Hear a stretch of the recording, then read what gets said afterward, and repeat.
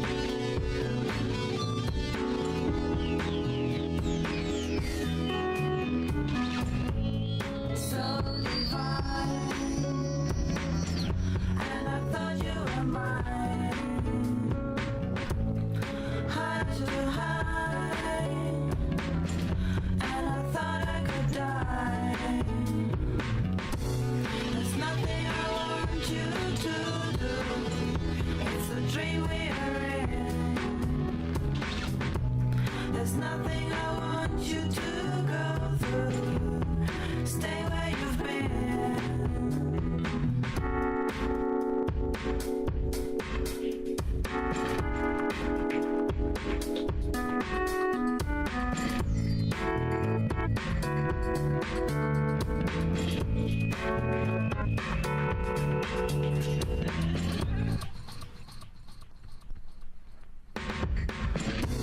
There's nothing I want you to do. It's a dream we're in. So divine. There's nothing I want you to do. It's a dream we're in. So divine. There's nothing I want you to do. It's a dream we're in. So divine. There's nothing I want you to do. It's a dream we're in. So there's nothing I want you to do. It's a dream we're in. So there's nothing I want you to do. It's a dream we're in. So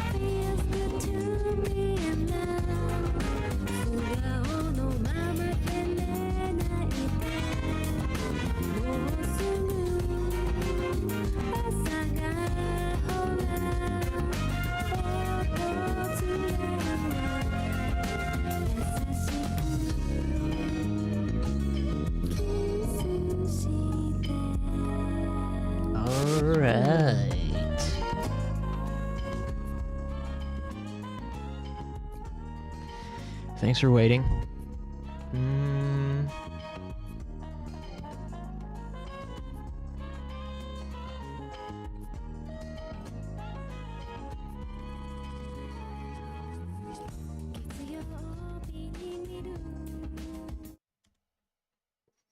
Hey B, I love Dot Hack too.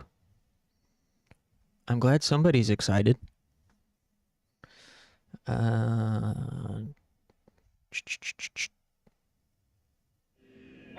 Thanks for stopping by.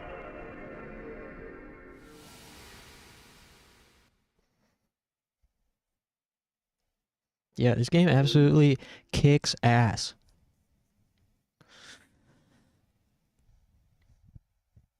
How's it going?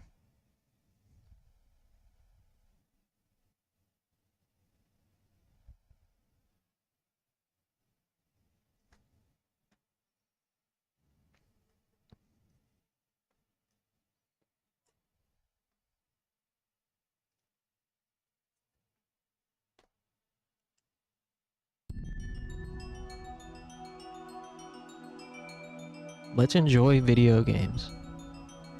That's one of my favorite things to do, is just enjoy video games.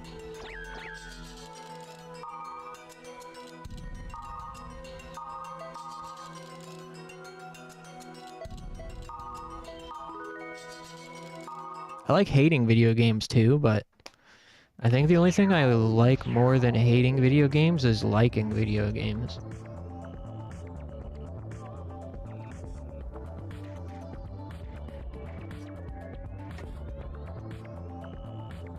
Anybody gonna watch the Nintendo Direct tomorrow?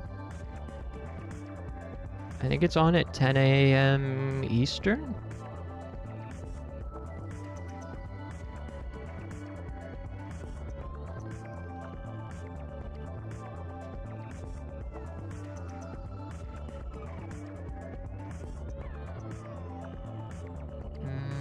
Hold on.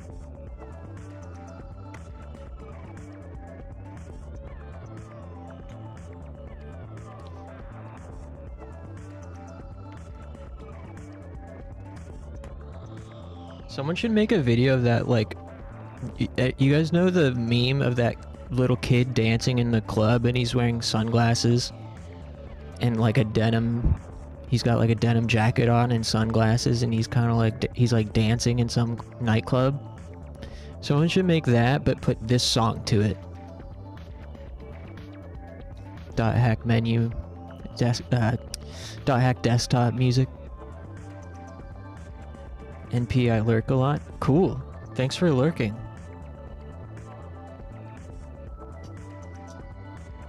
I appreciate the message. I appreciate throwing a message into chat, because I really appreciate people just lurking, but sometimes it can I start to question if anyone's actually there. Like, being able to see that somebody's watching makes streaming a million times more enjoyable for me than seeing 0 people watching. But then after a certain amount of time of having no engagement, despite there apparently being some lurkers, you do start to feel a little crazy, like, is anybody actually there? do they not like me? Are they bots? So I appreciate the message. No pressure ever to chat, but everyone's always welcome to as well. And it does help me knowing that somebody's there. No Switch 2 news tomorrow. Yeah, I know. Apparently it's next week. Apparently they're doing another direct next week, and that's when they'll do Switch 2 stuff. That's what my friend told me. Maybe he's lying. Fucking playground rumors. Yeah, I heard Switch 2 is gonna play PlayStation 5 games on it too. You could put PlayStation 5 discs into it. That's some type of shit they'd say on the playground. Yeah, did you know that? Did you know that GameCube actually has a secret compartment for Nintendo 64 cartridges? My uncle showed it to me one time. And he said, don't tell anybody.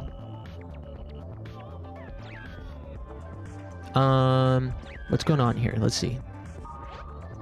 So we've caught up on these emails. Last time we played this was a while ago, but we encountered that badass guy in the church, and he was all pissed off at us, thinking that we were hackers or something. And this lady actually is a hacker, and she explained to us the data drain gauntlet that Kite now has. Kite got a data drain gauntlet when his friend IRL Orca got put into a coma from playing this game. We were playing it with him on that day.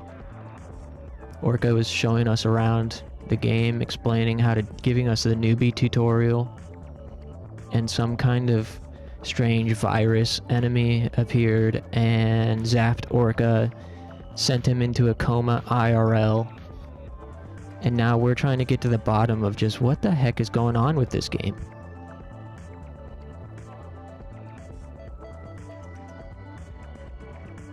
Why you would want to log back in after that, I don't know. I feel like that doesn't quite make sense. If my best buddy, you know, if we encountered some kind of strange ARG type enemy in a game and then he went into a coma IRL among all the other rumors about like players going into comas, I probably wouldn't want to log in after that. I'd probably like just go on about my life in other ways. I'd probably quit gaming altogether. I love your vibe. I mostly have you on in the background while I play games too, so I'm not active in chat. Cool. I like that, because that's what I do with other content as well. So that makes me happy to hear I can provide that kind of background company for someone else. What games do you play aside from .hack?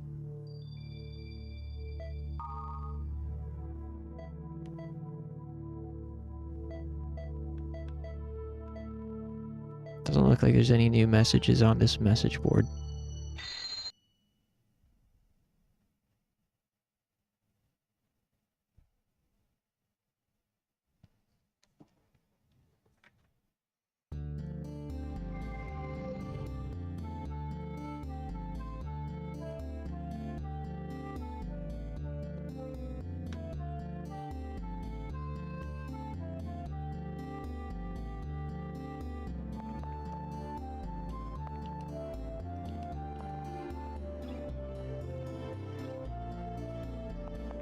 Feel a bit better.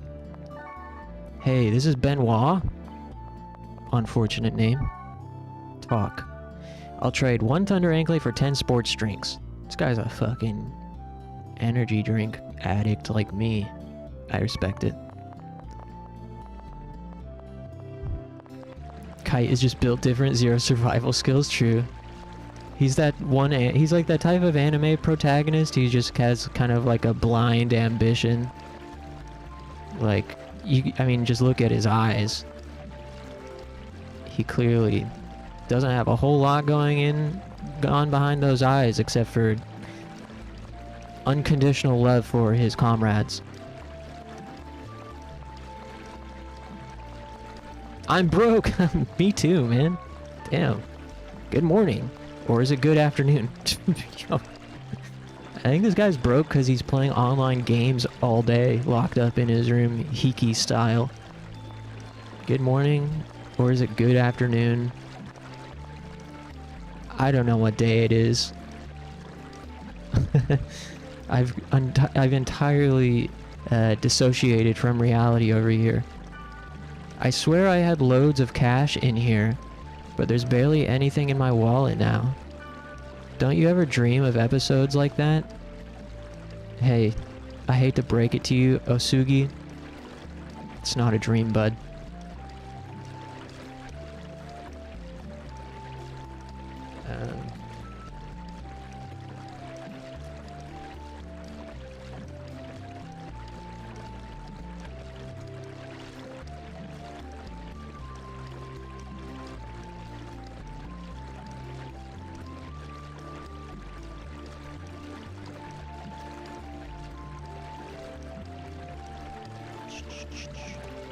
Yeah, it's unfortunate this game doesn't get more recognition, but I suppose that's exactly why I stream games like this.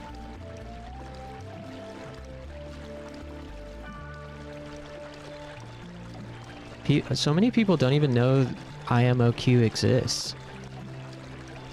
Anytime I talk about .hack in a public setting, whether that's online or IRL, people think I'm talking about GU.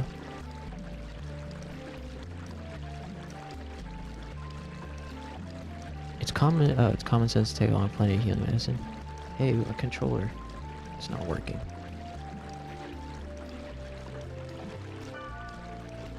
If you have SPA recover items, whatever tutorial.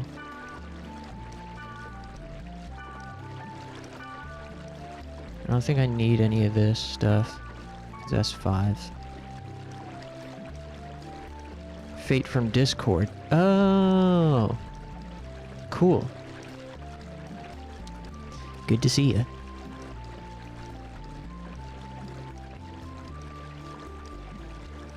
Glad you joined the Discord. Love RPGs and horrors. Have you played .hack GU? I have played a little bit of GU. I've never gotten into it.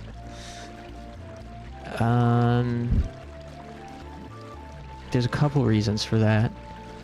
One is the first big thing for me is just I don't like the aesthetic of it compared to the first quadrilogy. I think there's something like uncanny and strange about the original quadrilogy. I'm also very nostalgia biased, I'll admit. Secondly, I don't know, I think they just kind of generic. They kind of like Bandai-ified GU to me. It feels a lot more generic. The combat system feels just kind of mid. Like, say what you want about the combat in IMOQ. Like, totally fair to not like it and see it as archaic, but I think, like, dismissing it as archaic is a mistake. Because it's actually quite unique. And it gets really fast-paced later in the games. But the second reason I haven't played through GU is because I haven't finished playing through IMOQ.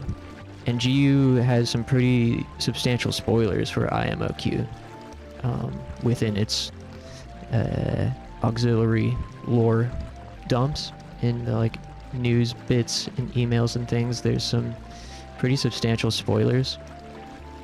So when I realized that, after I started trying to give it a third try last year, and I was like, oh, I can't play this yet.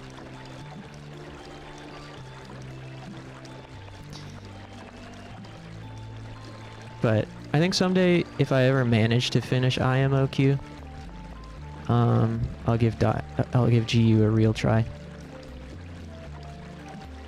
IMOQ, so real. I wish they remastered. Yeah, I wonder why they didn't. Hey, Darkwold. What's the Mr. Video Game Livestream guy? Who, me? Not much going on over here. Was feeling kind of like, was feeling a little bit directionless at the start of stream. Bounced between Panzer, Dragoon, Saga, and Haunting Ground. Until, I don't know, the quietness of tonight just made me think about video games again as things that I like rather than things that I stream. So sometimes I think I lose the plot a little bit when it comes to streaming. I forget that I stream because I love games, and it's not that I play games because I love streaming. And I sometimes forget to put the games first. So the quietness forced me to think about, like, okay, what do I feel like playing? And if nobody's here anyways, like, what would I play deep down in my soul? Like, what do I really want to play? And you know, I am totally corrupted by RPGs. RPGs are my main game. So I thought, well, if nobody's gonna be here anyways, I'm just gonna play something that is fun to play by myself. Certain games are only fun to me if there are people watching or people chatting, riffing about the game alongside me. There are certain games that I'd never play off stream. Like Haunting Ground, I think it's cool aesthetically. And it's probably fun to play with people chatting and watching, but it's not a game I'd ever play by myself. Same with even like a Silent Hill. Streaming Silent Hill 1 through 4 and Shattered Memories was like some of the best gaming memories I'll ever have. But I only was able to enjoy those games because of streaming. I've tried them before off stream many times, and they're just not for me solo. Like certain games I can only enjoy with an audience or friends alongside for the ride. So I think you get my point. They totally bam-code it and made it more stereotypical anime. I'm super nostalgic for it, though. My 10-year-old edgy Sasuke-pilled brain loved the story and direction. These days I prefer IMOQ and .hack sign. Yeah, I'm glad you feel the same. I didn't play GU until I was like an adult already. I'm sure I would have loved them if I played them at the same age that I played Infection. Infection was an important game for me as a child because I was so fascinated by MMOs but had no way to play them. I don't think we need anything over here. I was totally fascinated by MMOs but had no way to play them. I only had a PlayStation 2. I tried to install EverQuest on my family PC, but it wasn't strong enough. And of course you needed whatever to pay the subscription and all that. And it wasn't the right time for that. So then I heard about this game coming out called .hack. And I was reading about it in magazines, and it was a game where you play a fake MMO. And I was like, oh, I have to have that. And so I got it and was able to kind of vicariously play an MMORPG on my PlayStation 2. Then of course Final Fantasy XI came to PlayStation 2 and that solved my problems. But for a time, .hack like really allowed my imagination to just go crazy. Yeah, then GU, I missed it. You know, I didn't play it till I was already an adult, basically. And by that point, you know, it just didn't hit the same. What am I doing here? Oh, I gotta invite Black Rose to our party. Black Rose, let's chill. Nice. Me, I'm still making my way through SMT Nocturne and realize how much I hate the Matador boss. Oh yeah, the Matador is such a filter. He's like the most iconic filter in Shin Megami Tensei, I think. But that's the thing about Mega 10 bosses, is they're really more like puzzles than anything. Like, once you have the right party comp, you can just bulldoze so many bosses, including Matador. I mean, you're still liable to get fucked up by some nonsense RNG insta-death stuff, but like, in general, there's always some kind of party composition that you can figure out and just go to town on bosses that will totally like send you packing otherwise. But you know, it's easier said than done, especially if you're playing blind, i.e. not even using like tips. A lot of times in Mega 10 games I'll end up googling like, you know, recommended demons for this part of the game, and somebody on some message board is like, well, this boss is coming up who's weak to this and does a lot of this type of element attack, so you should maybe check out these demons. Hey, Tasty Treat, you're awesome. That's all I have to say. Hey, thanks. You're tasty.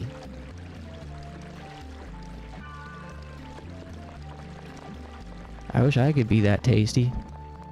Oh, controller.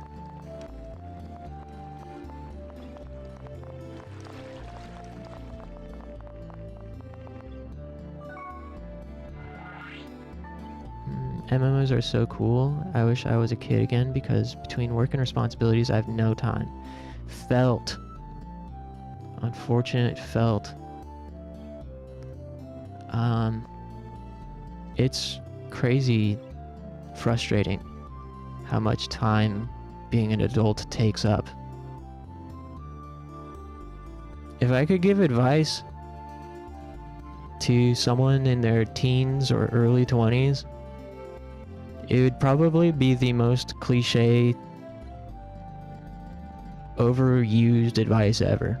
Like, literally just appreciate it while you can. Because you really, like, this is one of those things that you just don't fully internalize until it happens to you. Like, you know, there's so much advice that's given as a blanket general statement to young people.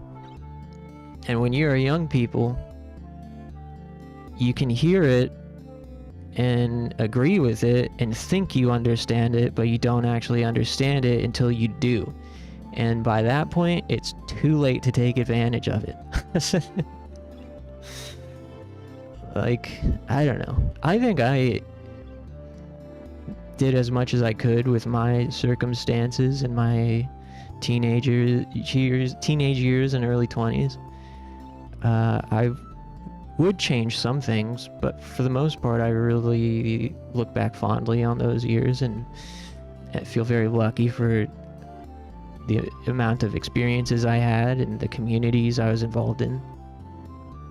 But at the same time, there was no way for me to really fully appreciate it then. Like, I don't know. It's just one of those things. There's a difference between knowing something is true versus understanding that it's true. And understanding why it's true. And what it means to be true.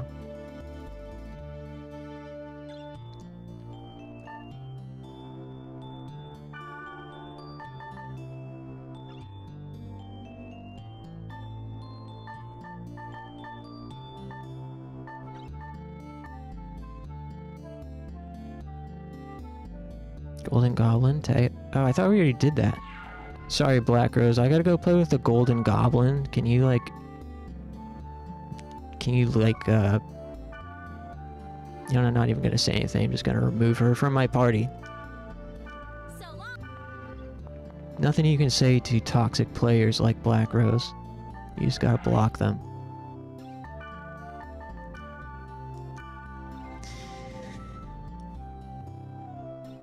Yeah, the time is a big one that you don't really... It's very hard to comprehend the limitations of time and what it means to not have enough time until you just don't have enough time.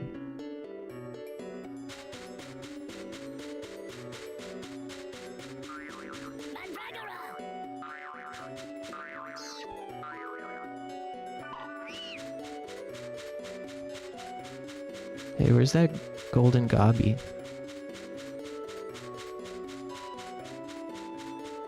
Yeah, speaking of time, I gotta stream less. That's the only way I'll have enough time to do other things that I want to do.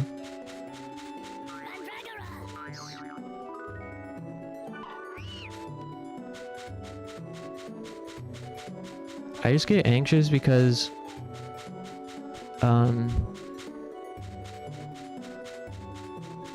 you know, my ADHD is so crippling that even if I have time blocked out for something and sit down during that time and say, I'm going to do that thing now, there's no guarantee that I'll be successful at that. Meaning, I don't feel like I have very much agency over my general actions. Like, if I'm not interested in something or don't feel like doing something, it's just not gonna happen. Like, there just has to be that natural, organic, okay, I want to do this thing right now.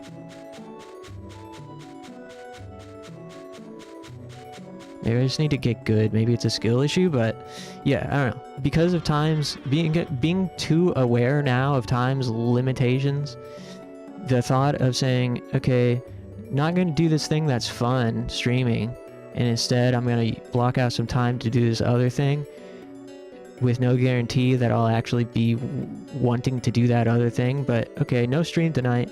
Now the time comes and I'm going to do that thing. Oh shit, I can't do it. I just can't make myself do it. Now all that time's gone and I'm never going to get that time back.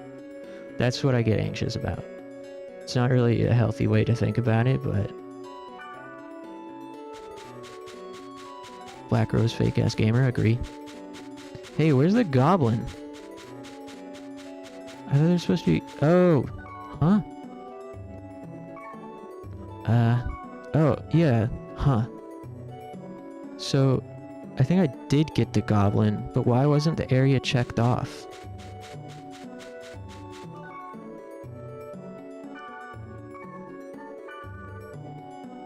Weird. Okay, whatever. Moving on.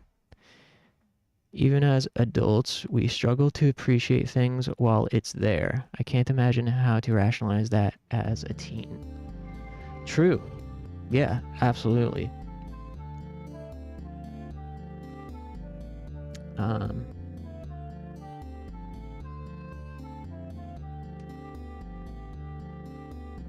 Yeah, I mean, that's super true. I mean, adults are so beaten down by work and life and responsibilities that they, at least in my case, most of my days are thinking about how to escape all the adult responsibilities. And thinking, like, not thinking enough about the present, but also thinking too much about, I don't know what,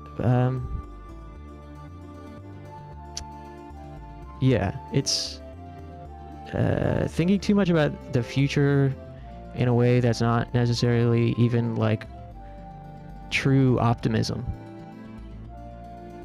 It's thinking, like, getting excited about short-term things in the future, like vices and escapes, and thinking about, like, man, I can't wait to go home and tap out. Rather than, I don't know. You really don't know what you got till it's gone, and I think that's probably a constant, no matter what age you are. Although, I will say, during the peak of my Final Fantasy XIV addiction and social life, I did recognize there was a moment I had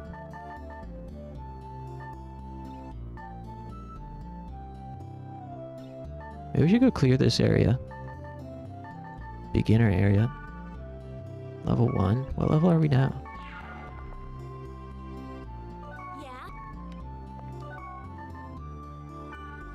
Level 1. Yeah, let's go clear that area. Wait, actually, this is the area where Orca got, maybe.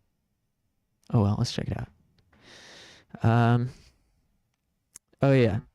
You don't know what you got till it's gone, but I don't know I actually might have an anecdote to counter that to myself.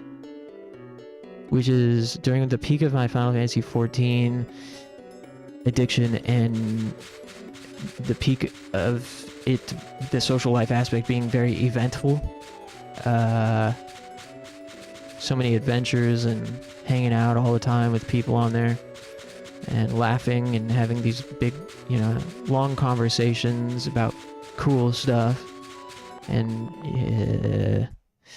screenshotting things and screen recording things. And I had a moment where I started to feel remorseful about my past and the real life social life that I had lost, and the lack of real life social life that I was currently experiencing. And I was like, man, I feel like I'm just not doing what I want to do with my life. I wish I could be part of something.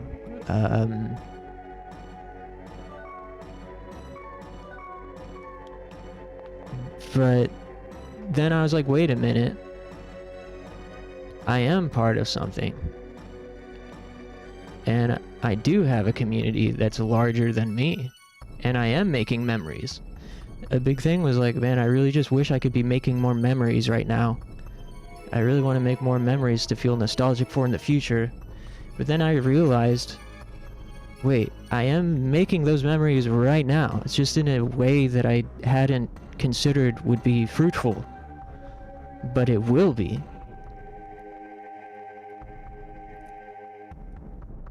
And so I started putting myself in the shoes of future me, because I've had that experience in the past of not recognizing the present as something that could be nostalgic to me someday. And so I was like, you know, this is like a really unique experience that I'm having, this online life. I'm just gonna trust that it'll be awesome in the future to look back on, and I'm gonna enjoy it as much as I can now. And I did just that, and within like a year, I began looking back on those old screenshots and digging through them and feeling nostalgia and feeling romantic, so to speak. Feeling like a sense of longing for those days to return. And I love that bittersweet feeling.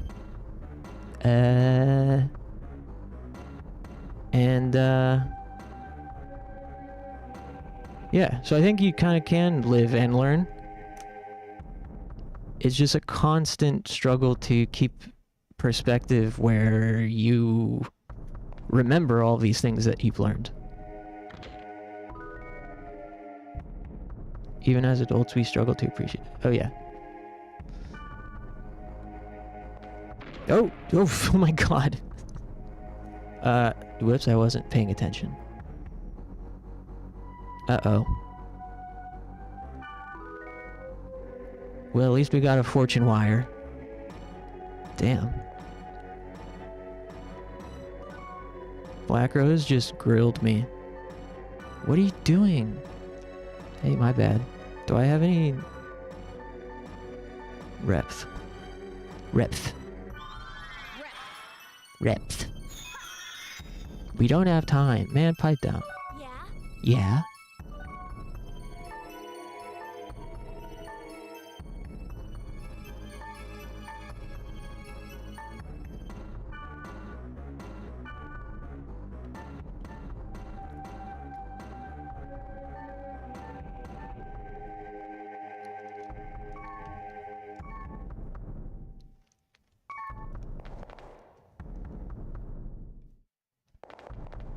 I thought there was a way to make the mini-map smaller.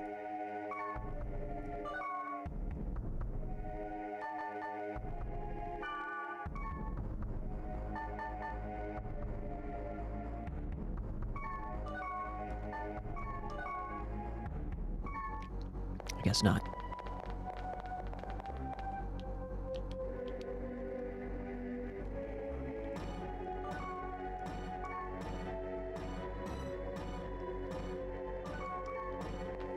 Thought there was a way to make the minimap smaller and also change the perspective of the camera to be higher. Oh well. I need to join your Discord. Also, you're not alone. I also have ADHD, which has affected my ability to finish work. As a matter of fact, I don't think I've ever finished my games 100%.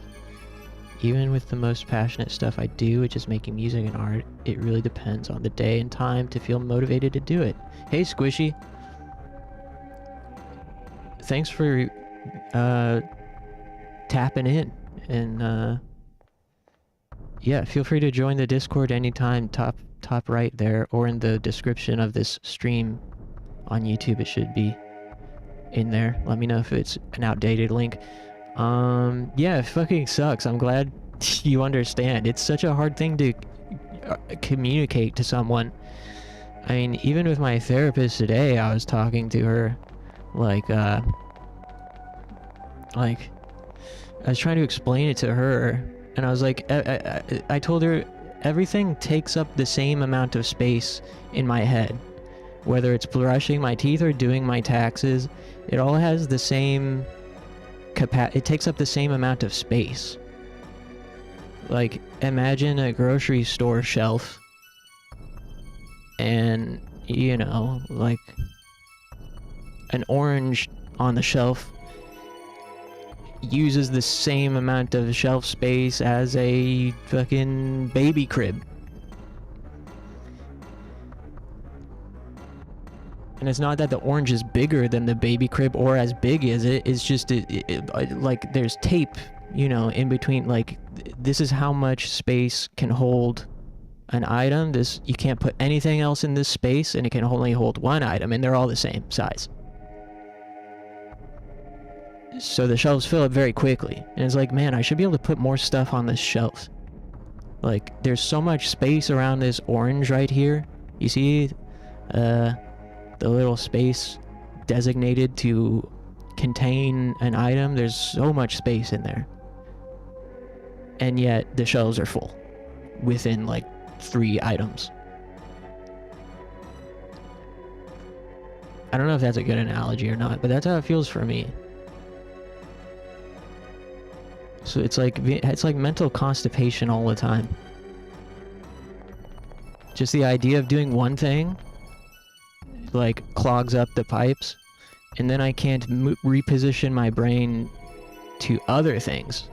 And if those couple of things that are consuming all this space are not interesting to me, or are things I just do not want to do, then it's impossible to do anything else. It's like really hard to enjoy time because of that. And yeah, I can be passionate all I want, but if I'm not passionate in the moment, I may as well never been passionate about it.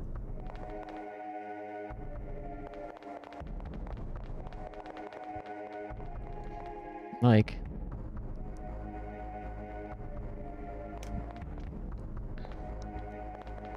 I'll go through phases of fixations. Like, I'll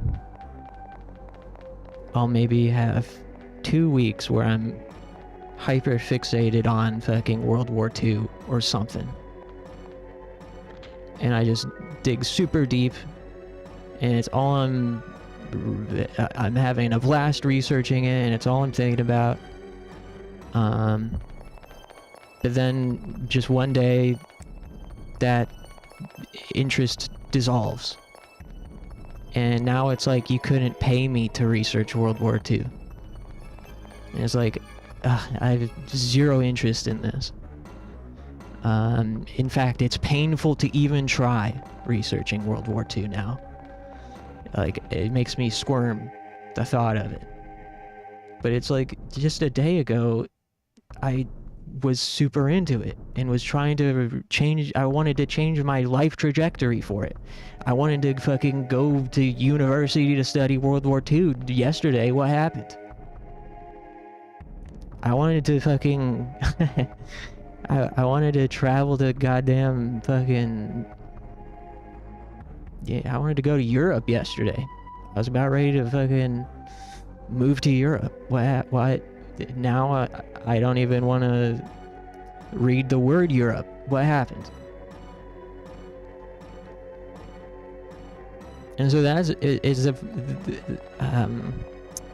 certain things I can trust that the passion will return more frequently than other things, because it always is a cycle. If I do get super fixated on something, I usually do get fixated on it again at some point. For some reason, something will just trigger something in my mind, like a little sprinkle of dopamine will trigger that, like, hyper focus on the thing, and it's almost like magic. It's just something twists a little knob in there, and suddenly I'm having a blast with the thing again. And so there are certain hobbies or interest subjects or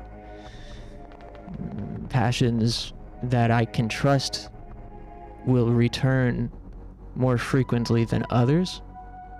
For instance, music, making music, working on that side of my creativity. And when I can truly trust that it's going to return and have some experience maneuvering within those tasks without that interest or passion, I can usually kind of sometimes push through the boredom because I trust that this is going to be something I'll appreciate later.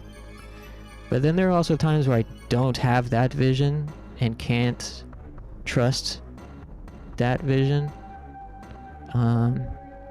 So if the thing is boring to me and I don't trust that I actually care about it, then it's like just so futile.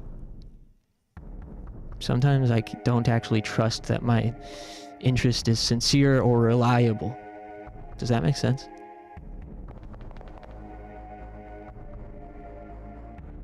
Like there's something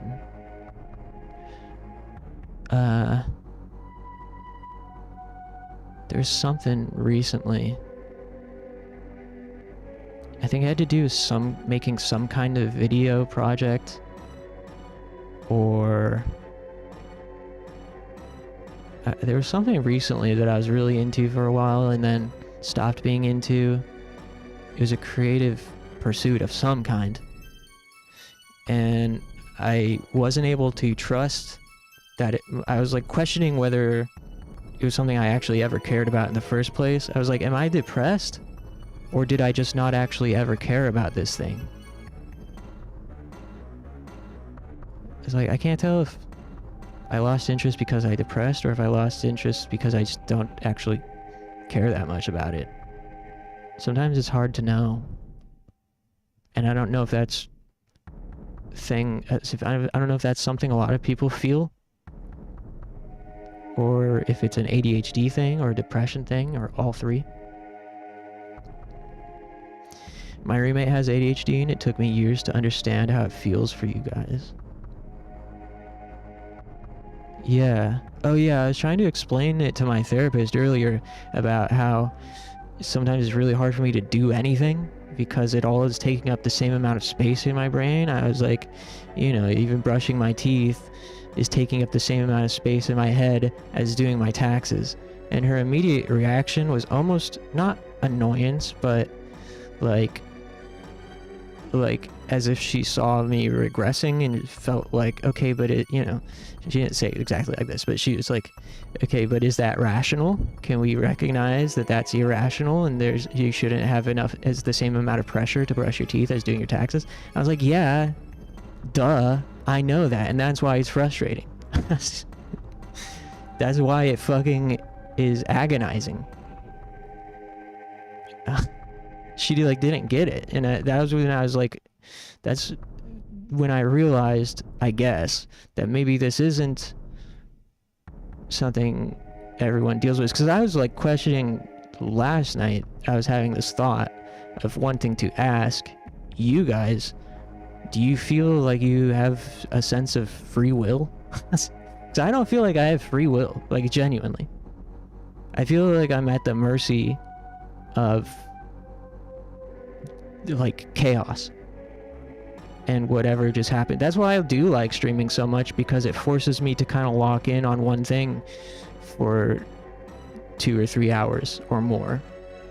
Like if I'm streaming, I can't get easily distracted by other things, and I don't have to grapple with the pain of trying to focus on other things. It's like I'm just doing this, and there's a lot of engagement with the chat.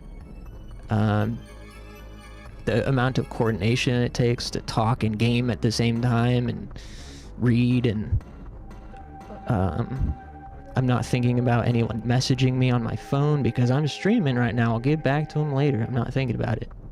That's why part of why streaming has been so like relieving, and why it's really hard for me to not stream these days, is because it is such a, like, relief.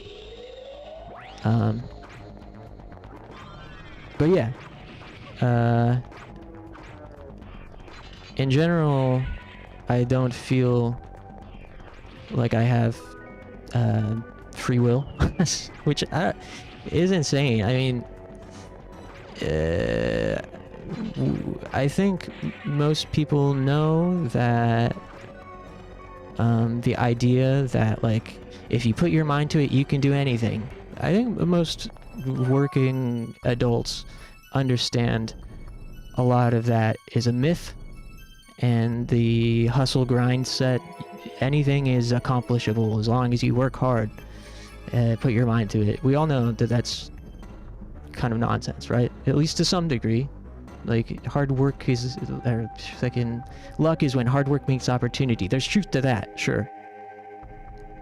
But the idea that you can manifest anything, I suppose we can all have different takes on it, but when it comes, it's not necessarily what I'm talking about when I mean free will. What I mean by that is just self-determination, in the sense that, like, I can decide I want to do a thing, and then I'll do it.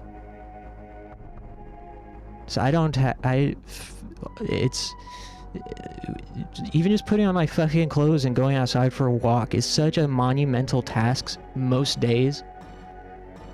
Like, the amount of energy required for me to fucking find my clothes, pick out what to wear, put on my shoes, get my keys, my wallet, open the door, walk down the steps, fucking make sure the trash is taken out. You know, it's like a zillion things going on just to do that, just to go for a walk. For me anyway. So it makes it like I can't decide to just do that.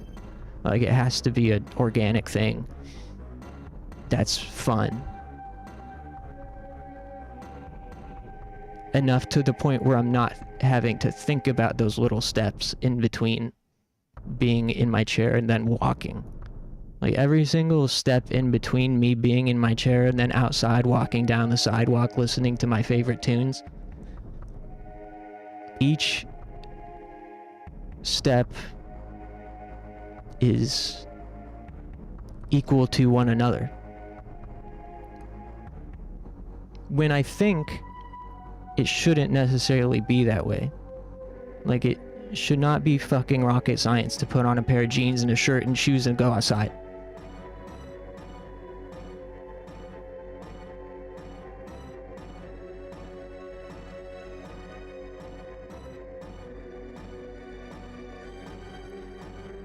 But to me, it may as well be writing a 600-word essay on the fucking Spanish Inquisition. Okay, that's an exaggeration, but, you know, I don't know. I don't feel like I can just choose to go take a walk. It has to be a culmination of factors lining up to where it's like, you know, I'm sick of this shit. I'm gonna go outside and take a walk.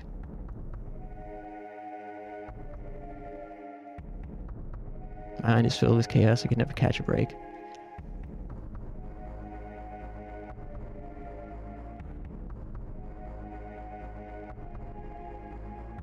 Yeah, I don't know.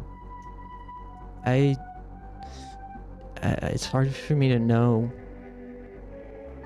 what's quote-unquote normal for other people and what's quote-unquote normal for me, and whether or not I'm like, I don't know. Because I know everyone experiences difficulties in their day-to-day, whether it's this type of thing I'm describing or something else. And everyone struggles to get motivated to do things.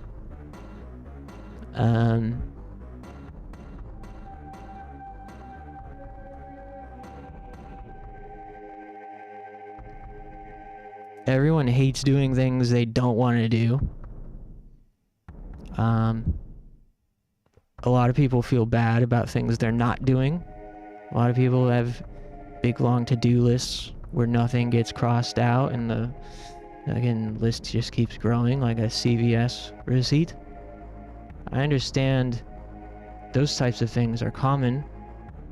It's just how does it manifest for other people?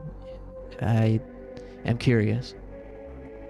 I'm curious if people think they have free will or feel they have free will.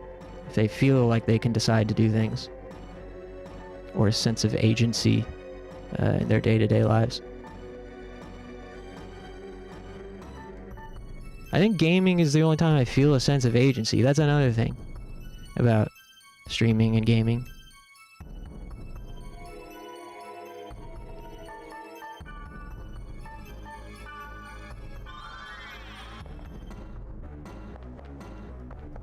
I think that's why gaming has had to become such a big coping mechanism for me in the last handful of years. Like, I think it's one of the few things where I felt a sense of control or agency.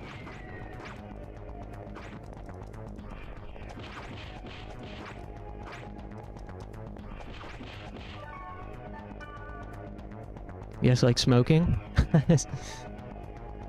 Yeah. Smoking is a tough one. I mean, addiction, right?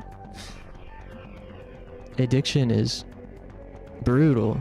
That's like a real true feeling like you don't have control over yourself. And I've wondered, am I addicted to escapism? Am I just addicted to screens? Am I addicted to the computer and video games? Maybe that's part of it. It could be a big part of it. I remembered last night that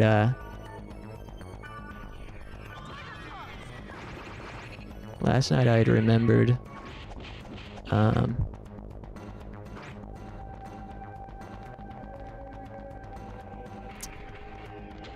when I was starting to really truly consider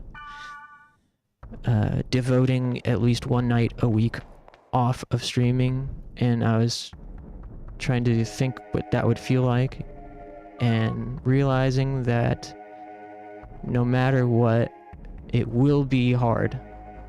Like, I probably won't get very much done, if anything, at least the first couple of times that I deliberately no stream. And I won't get a lot done because I'll be jonesing for streaming. And I know that I will probably be... most of my energy will be going towards maintaining the willpower and discipline to stay off the damn phone, stay off the laptop, keep OBS closed.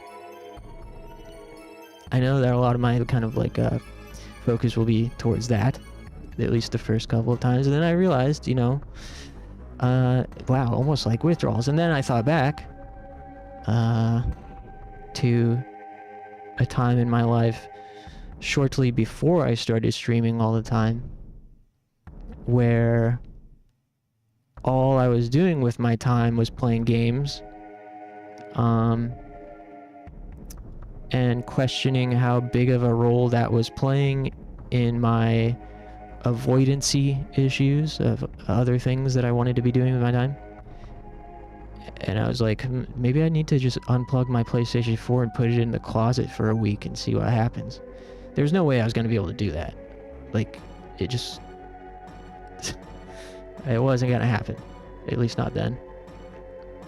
But yeah, I'd kind of forgotten about that, where I had already gone through this before with games in general, and starting to question whether I have a concentration problem, depression problems, or if I'm just addicted to cool stuff.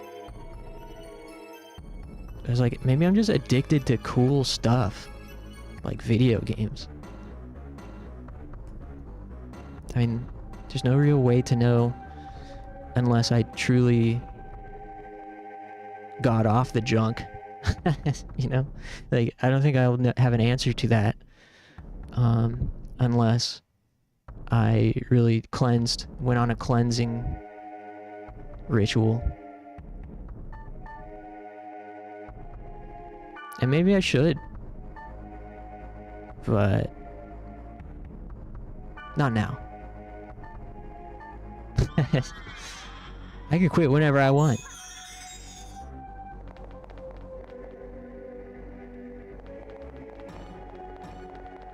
Yeah, I mean, I have been genuinely, I've been addicted to substances. I mean, hell, I am am right now, but I've been addicted to very, unhealthy substances. Hey, I already got the treasure in here.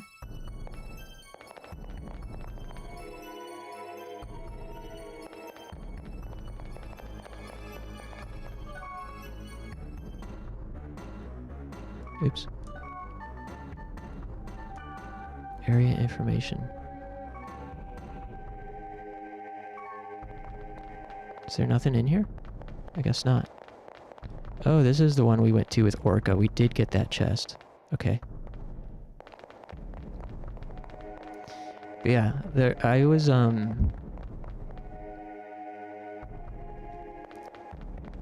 very much dependent on unhealthy substances in my early 20s, and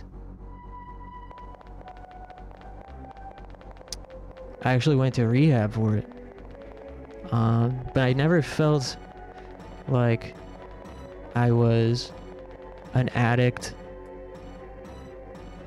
in the Narcotics Anonymous sense or the AA sense. I felt like I was self-medicating through a very difficult situation, and I was, and I still see, you know, I see myself as still self-medicating, not because, you know, I was never going to go out on the street to buy such the illicit substances I was using back then just happened to be around me and easily accessible. And once I got out of that situation and they were no longer easily accessible, I didn't use the substances. I wasn't going to go out on the street to buy them.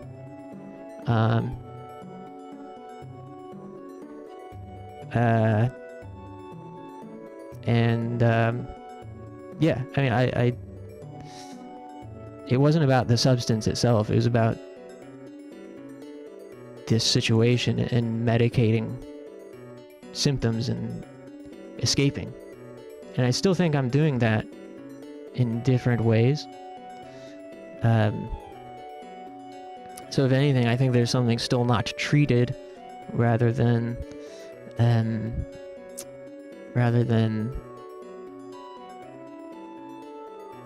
a unchecked addiction.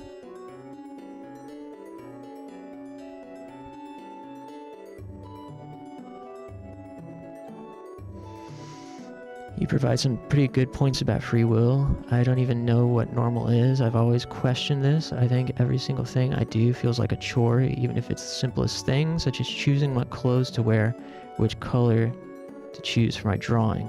I also feel like a slave to my phone, trying to fish for a dopamine fix. My escapism a form of depression, addiction, or both. Maybe that explains why I've been having a hard time maintaining consistent design jobs.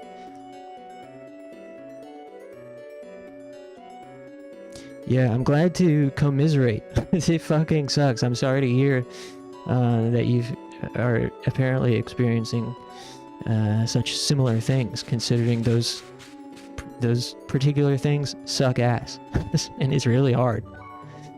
And yeah, the only reason I ever question what quote-unquote normal is and whether other people experience difficulties with the same things is because I'm trying to figure out if it's a me problem. Is it just something I need to learn and get good at? Or is it something that needs help and treatment outside of me? I guess is why I question it. Why I have those same questions as you.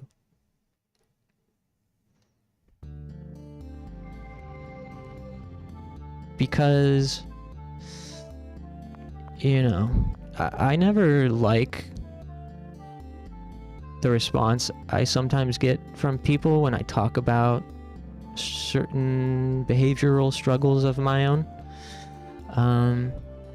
Like, I knew someone that always used to tell me, like, oh, that's normal, or I think that's really common. They were saying it from a place of trying to reassure me that I wasn't weird, or broken. But to me, it got interpreted by my ego as like,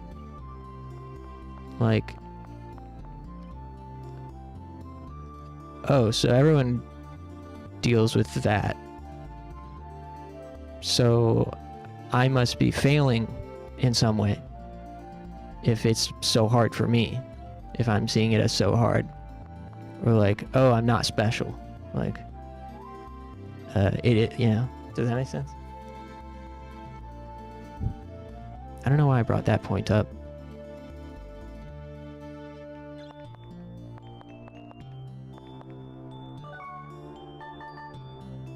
I think I bring it up because it relates to why I ask those questions in the first place.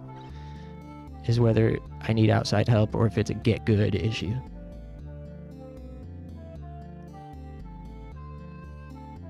And so that response makes me like, oh, it is a get good issue. But if it is just a get good issue, maybe that's true. Maybe I do just need to get good.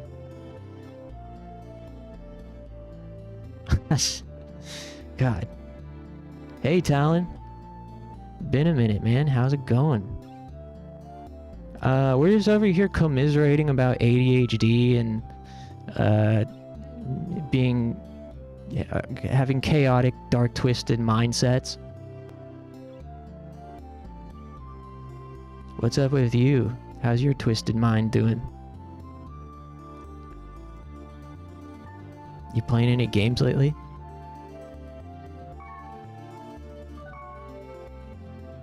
When you stare into the abyss, it stares back. True. Shadow Tower Abyss. We've been playing Shadow Tower Abyss this past week. That game is sick.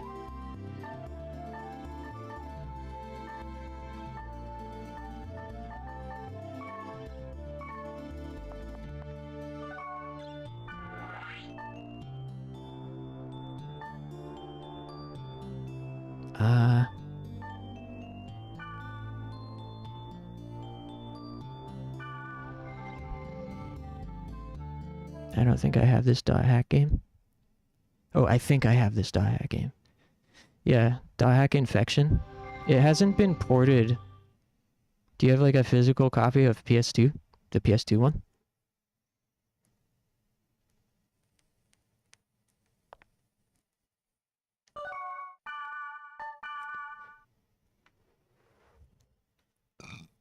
Excuse me. Dot hack recode. Oh, GU. Yeah. Nobody knows about the original quadrilogy. Most people know .hack GU.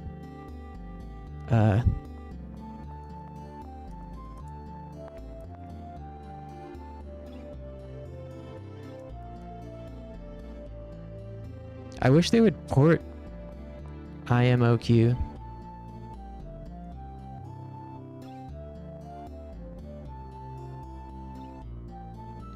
Used to watch the TV show. Yeah, I only remember the iconic kick-ass opening of the TV show. .hack sign.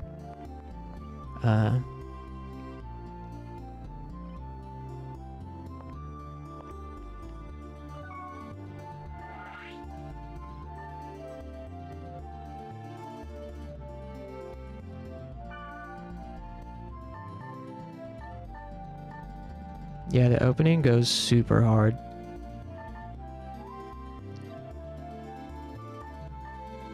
It goes so hard that I'm blanking on it, trying to remember how it goes. What the hell? Damn, what a fake ass poser I am. How am I forgetting it?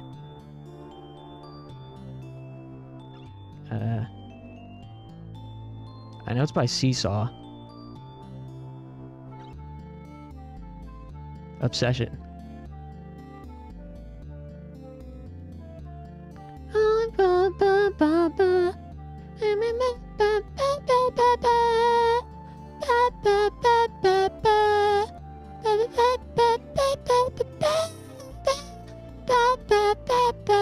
Goes like that. Hell yeah. Love that song.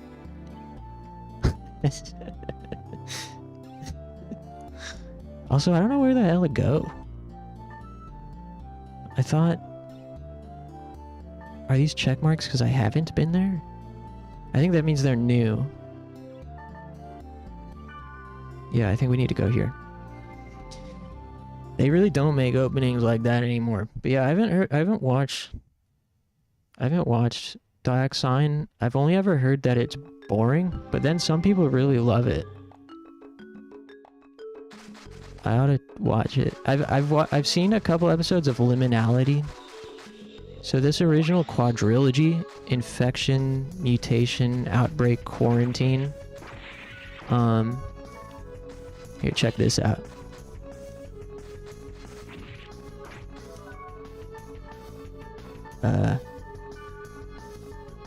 Data drain. This is gonna be sick. Watch this.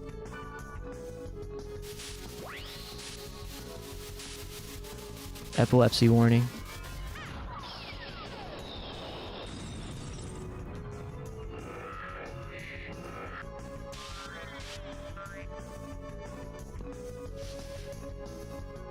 Oh, I just debuffed myself, huh? But we got an iron spear at least.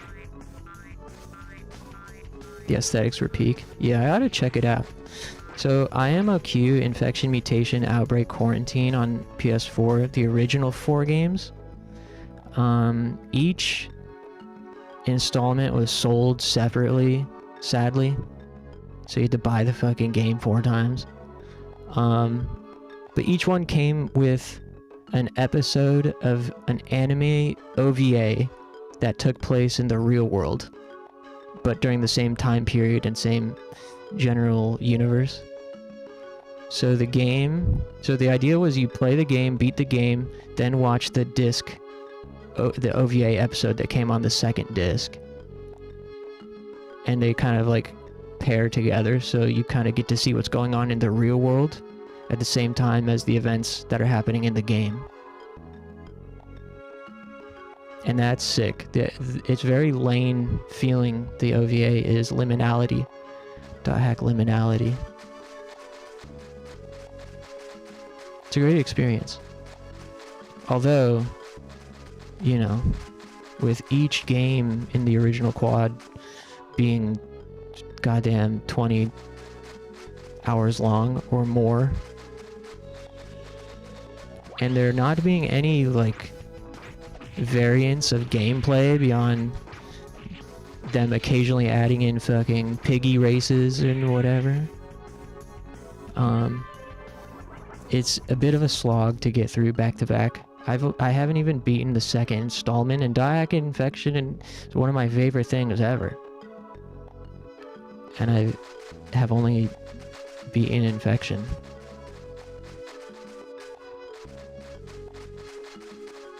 Lane was also peak, I agree. Where's the dang dungeon? Okay, let's get going. Shut up, Black Rose. I'm trying to get going.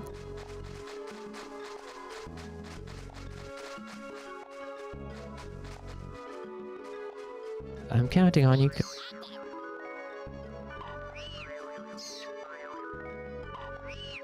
I like how your party members in this game say stuff. Let's go. I'm trying to.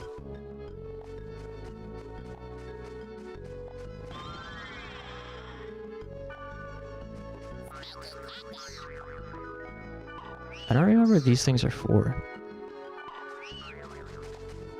Also, where the hell is the entrance to this dungeon? Maybe this is it?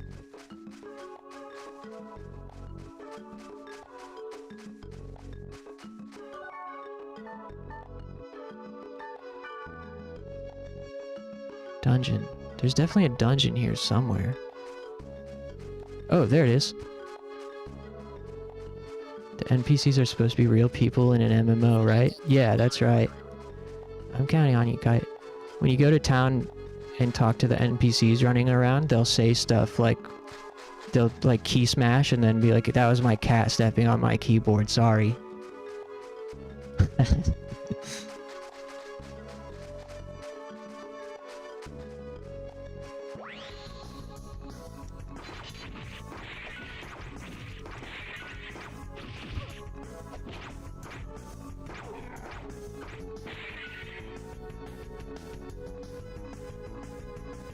We'll be back there once we clear this dungeon.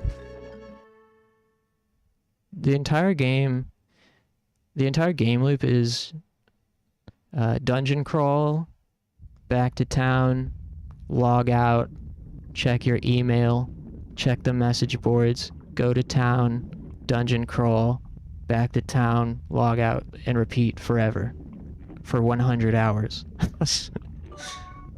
But, of course, mixed in there is, like, recruiting optional party members, like, relationship building by emailing people. There's, like, very light, side questing and light, minigame content. But it's a very... sort of, like, I don't want to say shallow, but limited in scope, small scope. The UI reminds me of PSO. Yeah, it feels very much related, or inspired by PSO. They might have been inspired directly, the devs. I feel like I might be making that up, but it could also be true that as something I read one time. How's it going, Ancient Bones? Thanks for stopping by. Bruh, emailing people? We play a game so you don't have to do that. Hey, you're emailing someone right now. Me. Through instant messaging. That's what you're doing in this game. It's just back then they didn't have instant messaging, even though they did. The loop even sounds like PSO? Yeah, it's totally... yeah, you're right. It's exactly that.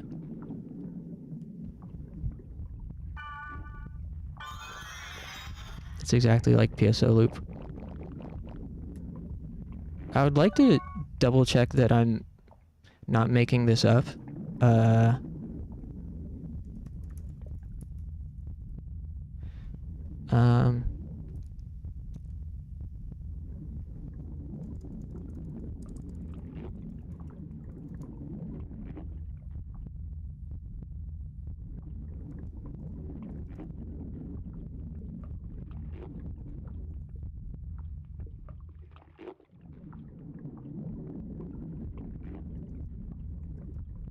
Developers looked at a number of MMORPGs such as Phantasy Star Online, Ultima Online, and Final Fantasy XI for inspiration. Yeah. Yeah. See? I know things. Sometimes. Stoked I finally made it to one of your streams. I always miss them. Well, I'm glad you got to check it out. Thanks for taking the time to tune in. Imagine they added an off-brand AIM for the game. Yeah. Fucking... Don't they have that kind of in, like, Persona? Like Persona 5? Motherfuckers be... Yusuke, I'm busy with, Chie. Wait, that's Persona 4, right? Yusuke? I'm doing mini golf right now with Chie. Please fuck off. Send.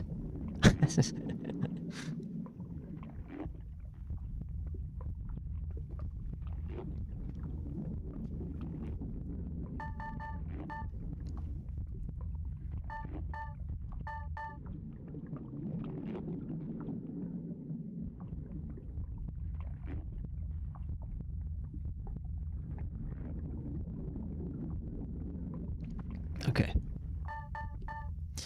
Alright. So. What a beautiful dungeon. Warrior's body. We now have burning oil.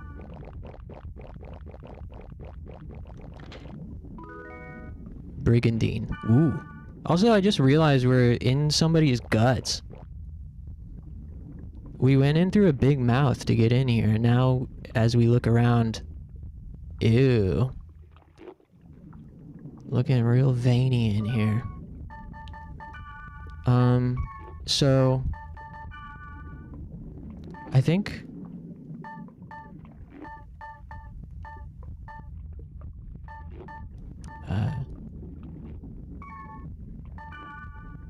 Level 2.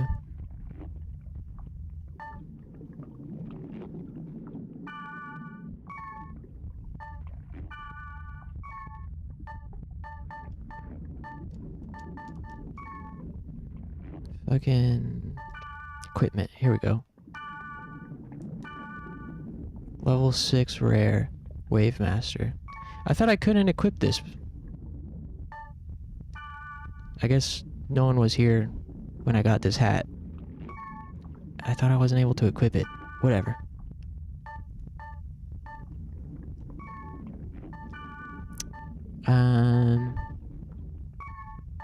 I forgot how to play this game. Iron Spear. I forgot how this works. Heavy armor for twin blade, long arm, wave master. And what is kite again? Kite is a twin blade. So why can't I wear that brigandine armor? We got that brigandine, why can't I wear it? Level 3. This one says level 6. So I would assume that I can't wear this piece of armor because it says level 3 and I'm level 1. But then I can equip the goblin hat, which says level 6.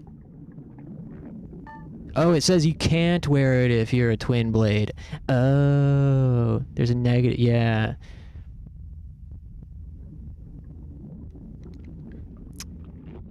Just gonna have to cut that part out of the VOD. Just gonna make a note.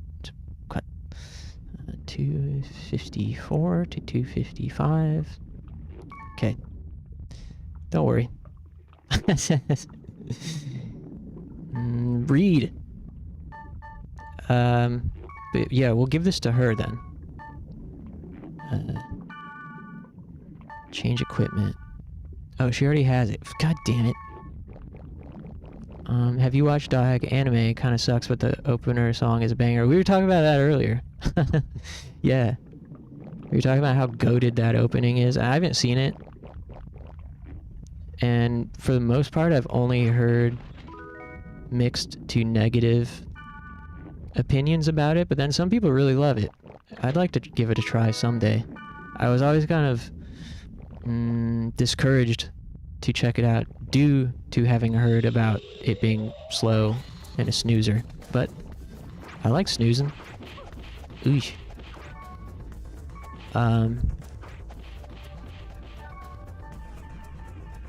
Yeah.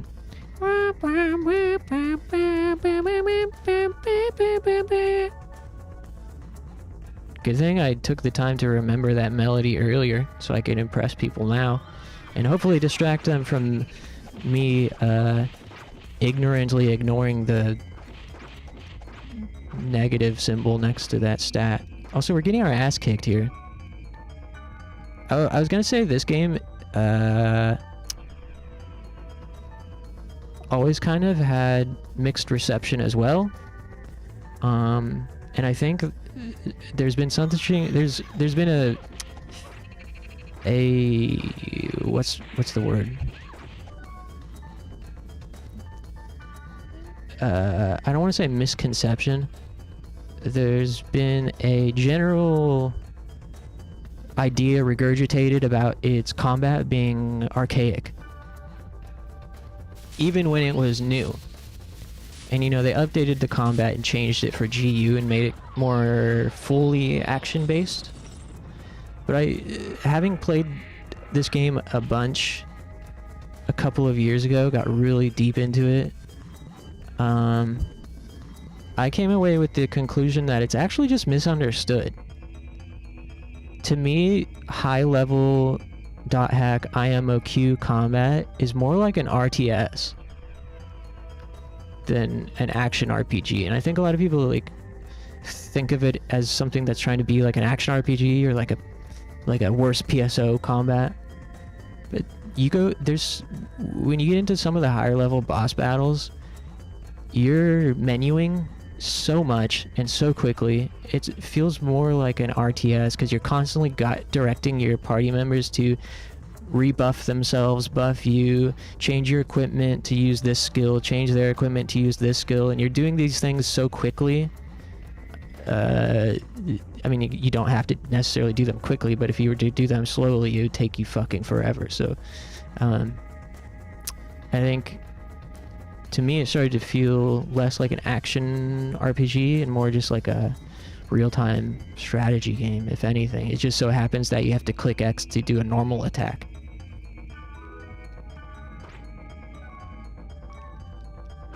Hey, there's a worm.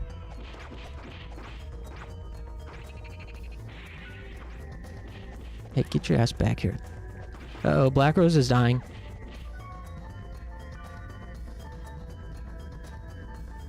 Let's do data drain again. It's not super long, it's worth the slog just to hear that opener. Yeah, I listen to that opener all the time. I'm like a big fan of that group and the singer and the composer. That composer that did the .hack sign opening also did like a lot of stuff in the 2000s that you would probably recognize, but one of my favorites is she composed all the music for this idol group who did some of the music for Garden of Sinners. I'm forgetting what they're called, so I don't know why I brought it up. But yeah, she is like a legend, the composer of the .hack intro.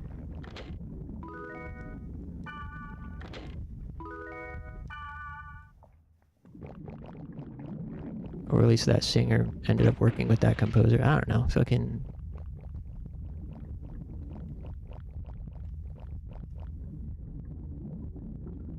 The anime is good if you like serial experiments, lane type stuff, slow but psychological and mature. I like the sound of that. Yeah, it's all about expectations too. You know, I mean, hell. It sounds like...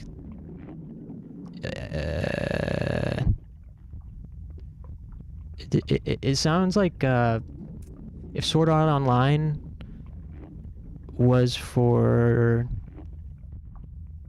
If Sword Art Online wasn't for the tasteless, man,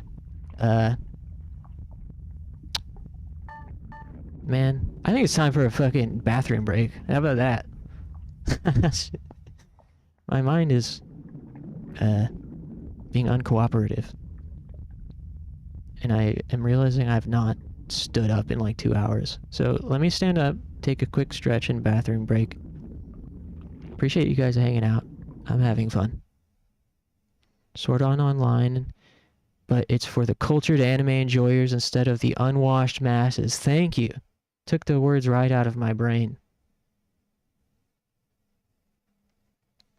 Yeah, I think, you know, when people think of isekais and they think of .hack and they think about MMO inspired stuff, they're thinking action and adventure, not chill out. Who am I? Why are my friends going into comas from playing this game? I'm sad. That's not exactly what comes to mind when you think MMO isekai content, but it's what should be put into your mind. It's not about what comes to your mind, it's what should be what should be putting into your mind. What are the things that should be put into your mind? And that's exactly what .hexine sounds like to me. Please put that into my mind. Let me throw in some tunes. Never put it in your mind without protection. Yeah, I agree. Maybe like, you know, some antidepressants or something before you watch Lane. Maybe like get on a healthy dose of Zoloft.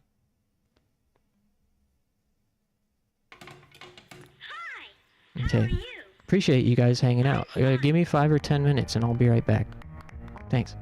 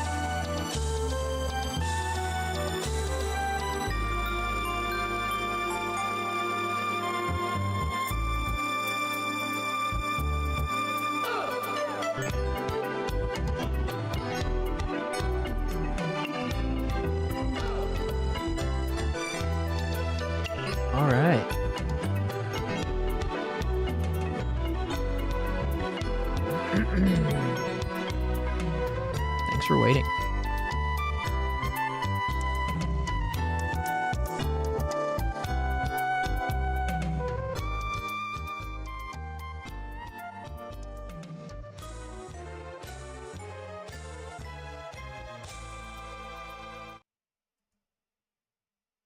Nice break.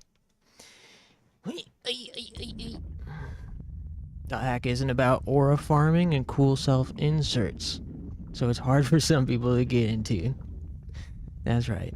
They'll learn someday.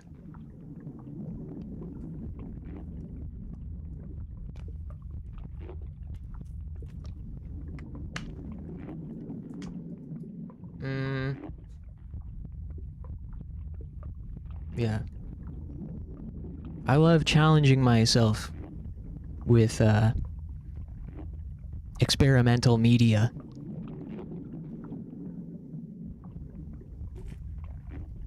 Get on my level, I'm kind of different in that way.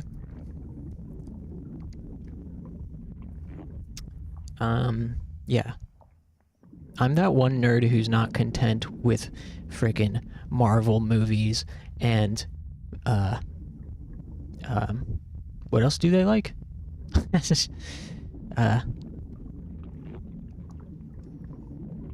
Yeah, I'm that one nerd who's kind of different and likes experimental media because it's challenging.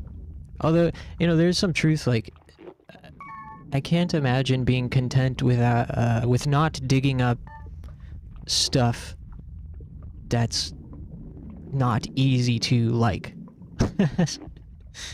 You know? I feel like part of my life's journey that makes it worth experiencing is digging up shit. Sometimes it's shit, sometimes it's gold, or sometimes it's just kind of a cool looking rock. That's like, hey, this is a cool rock that I found.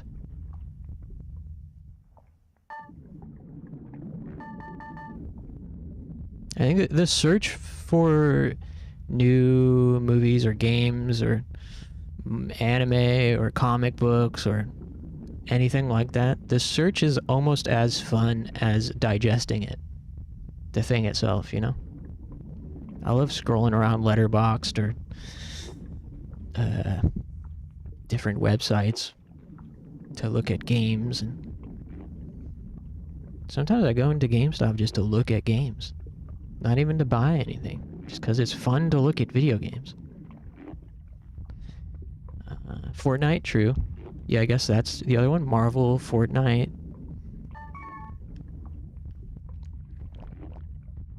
But at the same time, I do think there's probably something to be envious of, maybe. Maybe I'm just projecting, but there is something I feel envious of, like being satisfied with just what's put in front of you. Maybe I have too much time. I think being single makes it really easy to spend all of my time immersed in my interests. So maybe if my priorities are different, maybe if I had different priorities, I'd be a different person.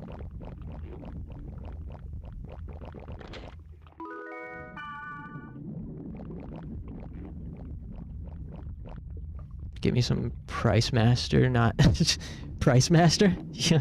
What's that? That's a Price Master. What's that? The film. Oh. Oh, this guy. Oh. This thing. That's what that is? I didn't know I had a name.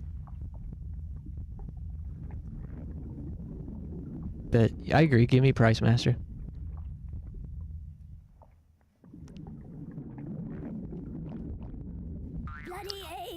Huh?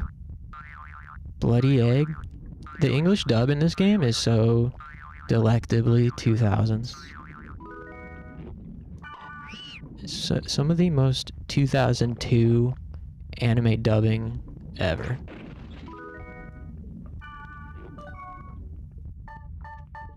I'm trying to pick up the pace with the actual gameplay here because you know, we gotta check out them cutscenes and get back to town and talk to the players there.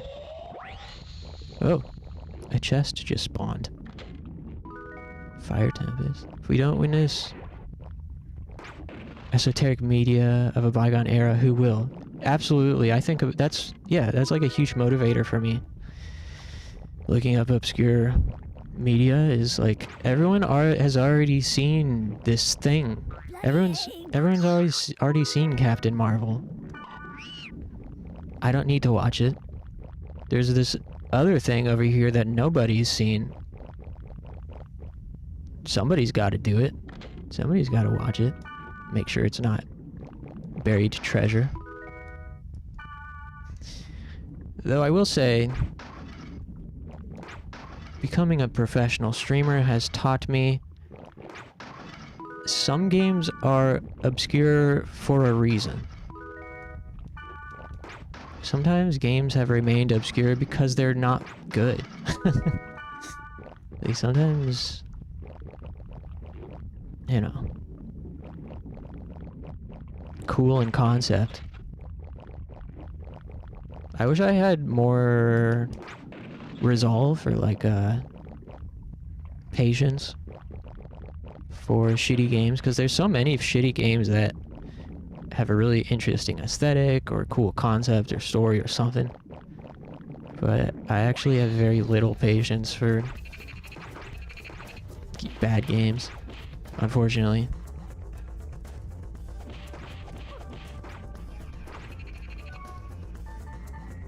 Like, I have to be having fun at all times.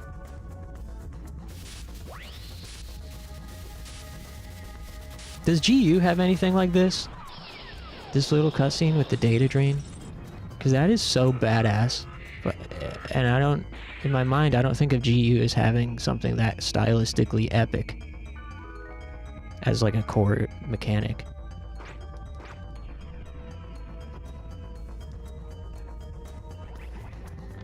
It is what it is. A lot of those games were good back then, but they're garbage now. Yeah. Yeah. There's been a bunch of them, but I wish I could remember what we were playing that I was like, man, I wish this game was fun to play. And then we replayed Hell Knight shortly after I flushed the previous game, and I was like, man, Hell Knight is where it's at for a true hidden gem. Like, this is what I'm talking about right here. It really made me appreciate Hell Knight in a big way. I wish I could remember what freaking game that was, though.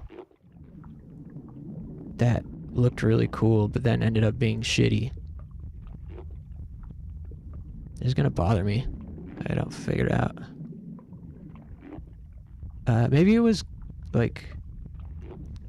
Maybe it was Rule of Rose or something?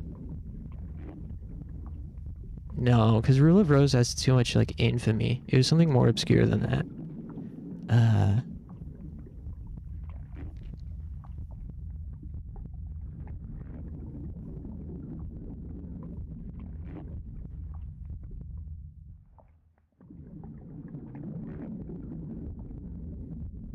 I don't know, I'm looking through the VODs and not seeing it. Sentient? Oh, maybe it was Sentient. It might have been this PlayStation 1 game called Sentient that we tried to play. And seemed really cool in concept and had a really cool aesthetic, but was just so not playable. And then we played some Hell Knight, and it just made me appreciate Hell Knight so much for being so playable, such a great aesthetic and vibe and everything. Like, man, all this time later, such a simple game is still so fun to me. Compared to Sentient, which is also a first-person adventure game. With kind of a dark sci-fi aesthetic that unfortunately just kind of sucks to play.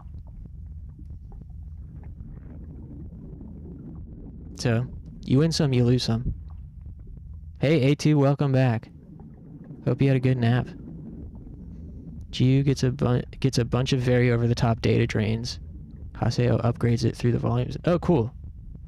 That's good. That's good news to me. The CG game that broke midway through. Oh, that was D. Yeah, that was D on whatever console we played it on. Either Saturn or PlayStation 1, I don't remember. But yeah, D.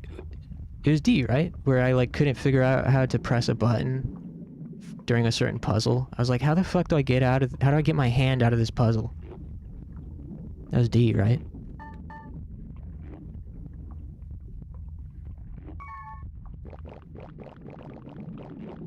We played through another Kenji Eno game, Enemy Zero. That game ruled.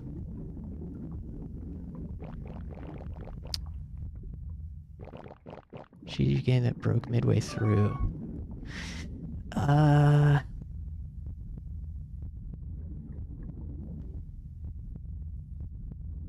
Echo Knight 2 broke midway through, but I don't think that's what you're talking about.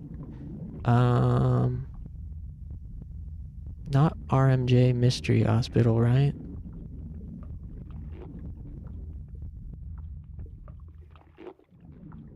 And I vaguely remember what you're talking about, Talon. But I also don't.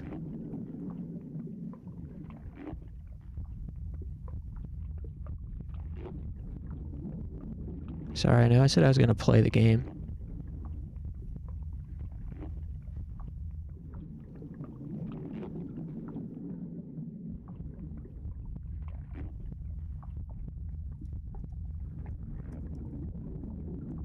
A lady threw a live grenade at us. We passed her a vibe check. We passed her vibe check. Oh, Angel Devoid. You're Angel Devoid. Yeah. That one, right? Yeah. That's the first game I made like a highlight compilation out of and posted on my YouTube channel. I made a highlight compilation out of that stream. It was pretty decent video. Nice first try. Yeah, that was Angel Devoid, aka Death Mask. We played the Sega Saturn, Japanese Sega Saturn version of it, and it broke at the end. Yeah. Yeah, that game was like so... It was fun. It was like fun. It was definitely playable. I mean, until it wasn't. Until it was literally unplayable, that is. It's certainly not something I'd ever, like, be like, yo, you gotta check this out. Angel Devoid. Could have been worse. We tried to play Lunacy on Sega Saturn. And that one was definitely, like, playable in the most fundamental sense. But it was so, like, dull. It was really surprisingly dull to me. Lots of going back and forth in this same, like, copy-paste town, basically. Talking to this person, now go over here, talk to that person, now go up the street, talk to that person, now go back down the street, talk to that person. Which was a little unfortunate, because I know the Game Grumps played through Lunacy, and it does have a little bit of... I don't know if cult following is too strong of a word, but it always seemed like it's so bad it's good type of thing. And it's definitely not bad. It does have some good things going for it. But that was one of the few FMV adventure games that I flushed. That's one of the few FMV adventure games that I flushed for being boring. And I also flushed Juggernaut on PlayStation 1. However, so that was back in October. That was one of the very first, like, attempts at a full motion Monday concept of playing a full motion adventure game on Mondays. Or slow paced adventure game. We tried Juggernaut back then, and I think that was before D. And D is the game that taught me, like, okay, just have a walkthrough on hand for these old-ass adventure games. But this was before that, when I tried Juggernaut for the first time. And I got so lost, and, like, we were wandering around for so long, I ended up flushing that game back then. However, ever since then, there's been something inside of me urging me to give it another try and do it right this time, have a walkthrough ready. And so we started it on this past Monday, just a couple days ago, and it was way more fun, and the pace was way better, and the vibe is excellent. I'm excited to play some more of that, either this weekend or next Monday. It's really long, though, for that type of game.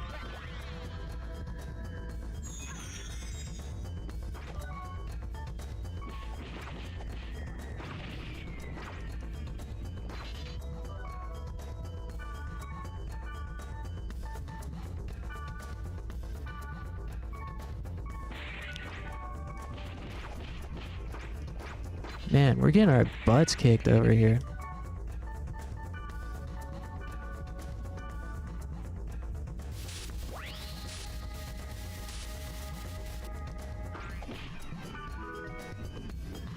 Virus Core A.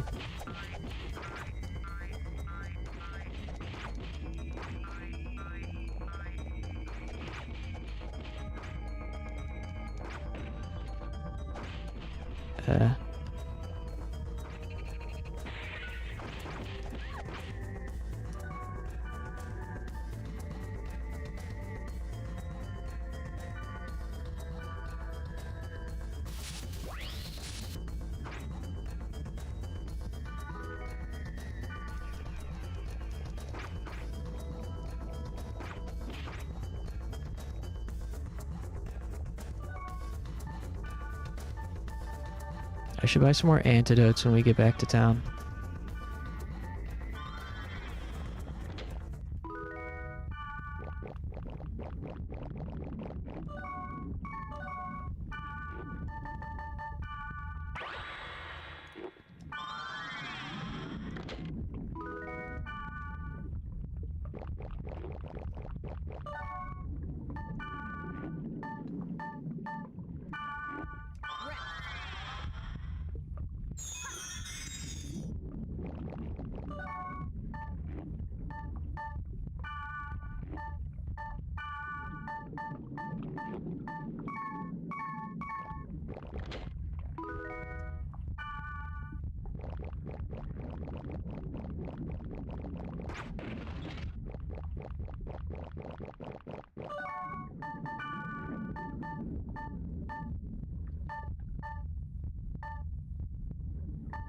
Earth Sword.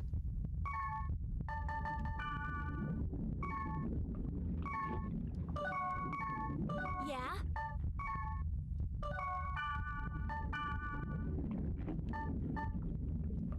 Huh? Oh, she doesn't have it. We need to give her this sword. Yeah? Trade.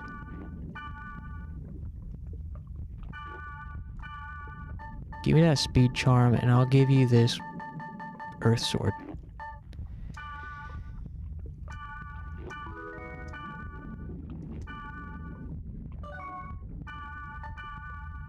Nice.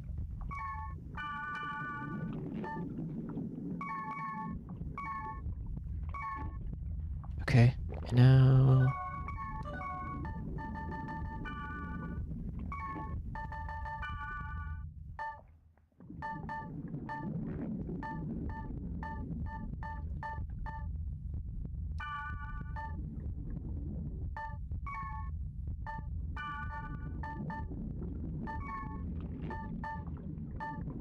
Okay.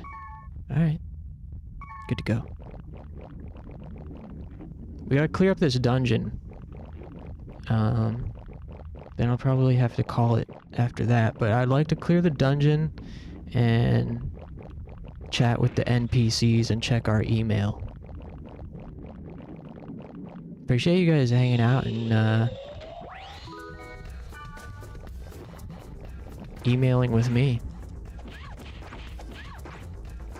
I know we're all role-playing here.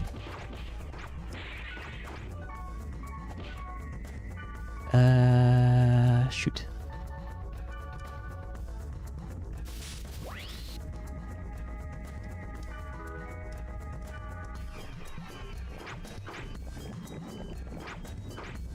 I don't remember what that virus core stuff does.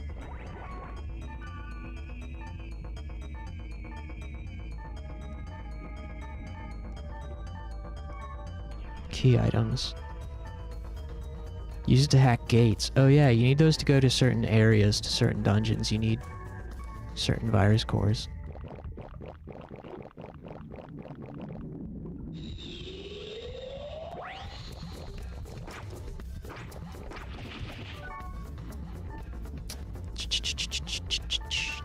Oops.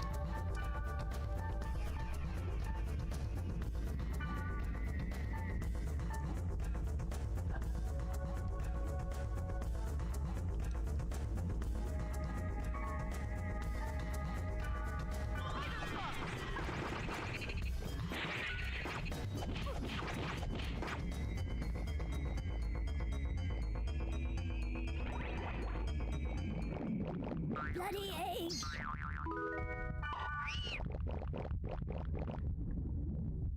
Down another floor, dang. Eventually you get like a haste skill that you can cast on yourself to run a lot faster.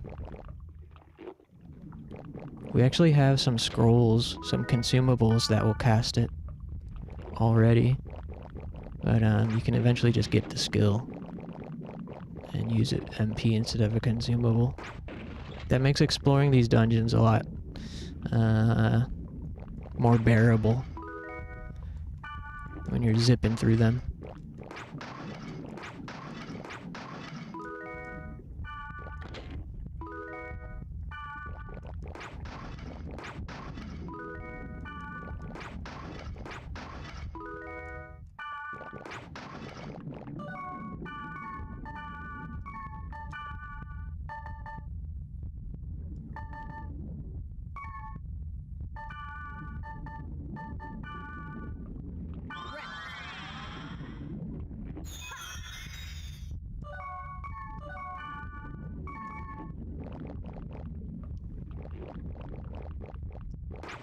And of course, if you're playing on an emulator, you could just fast forward as well.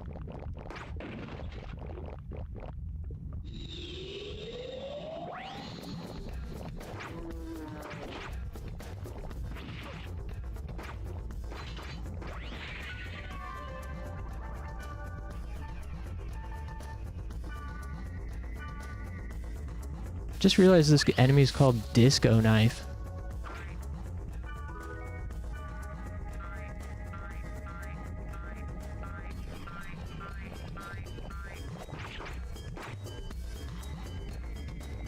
There we go. These blue treasures are trapped, so you have to use fortune wire. Disarm to trap.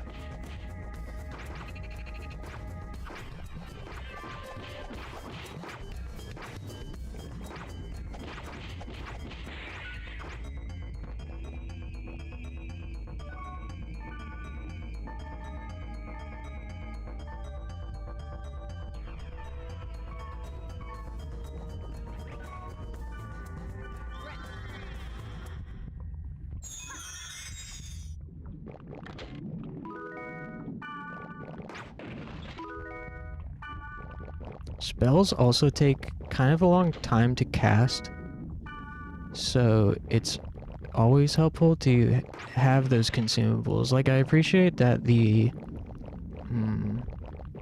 consumable item spells are useful. I feel like in games so often, if there's a spell that you can either cast or cast as a consumable item, a lot of times those just kind of like stockpile because there's no need to use the consumable version. In this one, they're very useful. And exploiting weaknesses becomes necessary. I don't remember if there's somewhere you can see, like, enemy element? The enemy's element? I feel like there is, but I don't remember.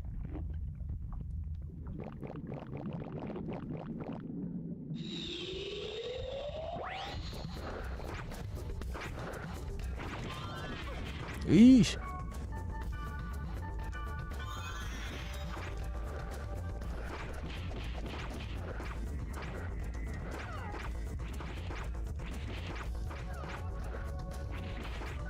Oops. There's also, like, I forgot, there's like a... There's a way to speed up your attack animation, like cancel it. There's a way to cancel your attack animation and do another attack quickly after. I just remembered about that.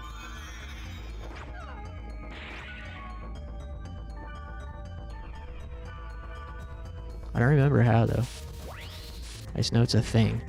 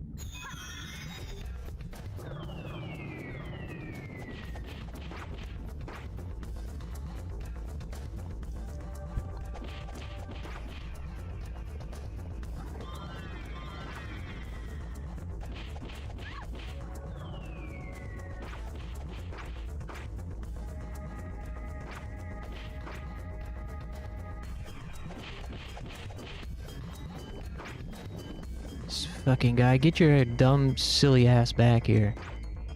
Fucking scumbag.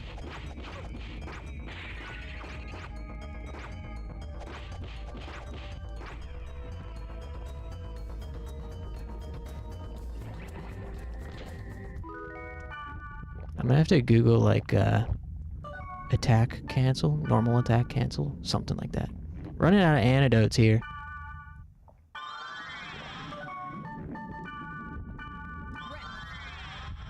Hopefully we're close to the treasure room.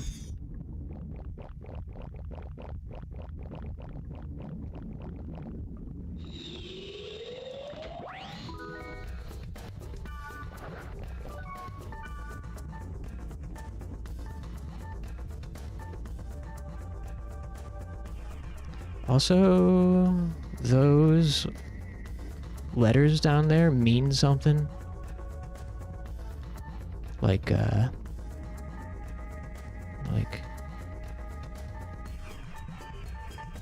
they denote whether it's like a straight-on attack or a side attack or a rear or area of effect.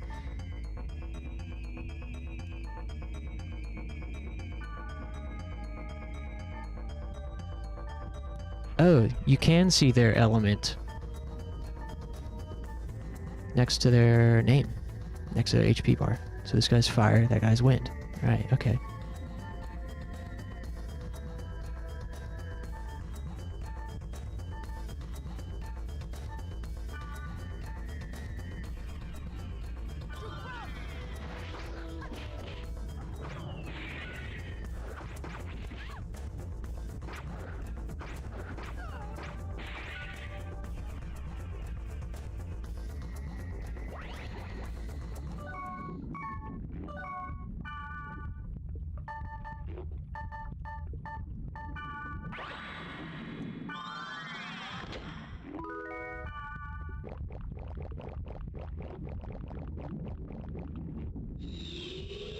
Man, this is a big dungeon.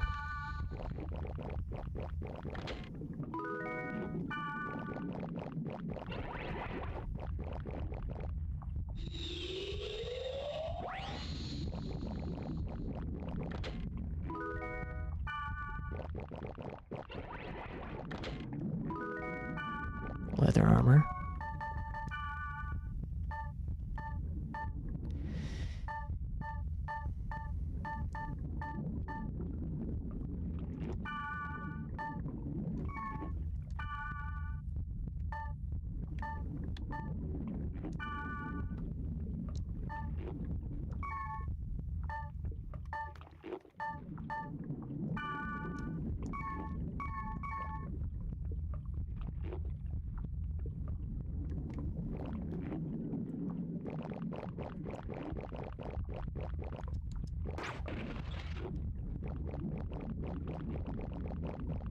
Man, Black Rose, stop being poisoned.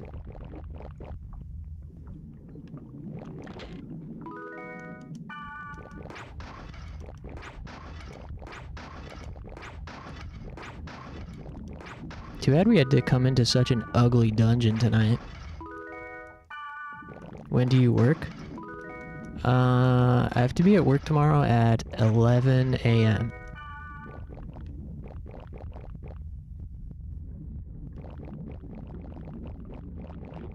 So, typically I try to be winding down for bed by like midnight.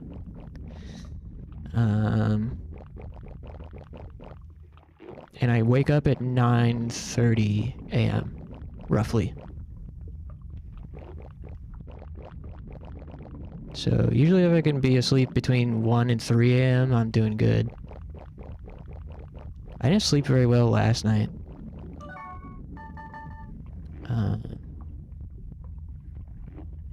But, you know, whatever.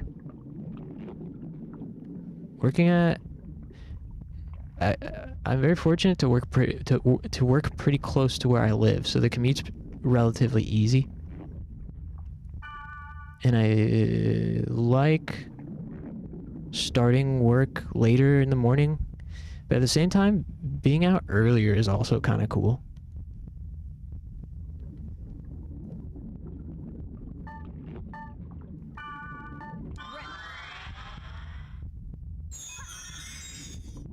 I think I would take the ability to stay up late over getting out of work early most of the time.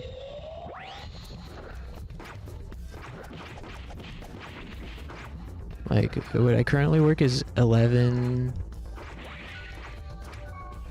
to 6 generally. If I'm working warehouse. Bracelet is shining, enhanced by Book of 1000. Ryu Book 1. I don't remember what those do.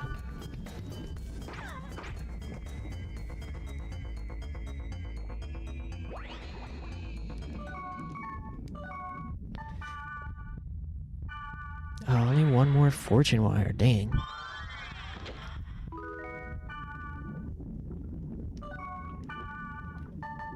Damn. Unknown areas on the map are displayed.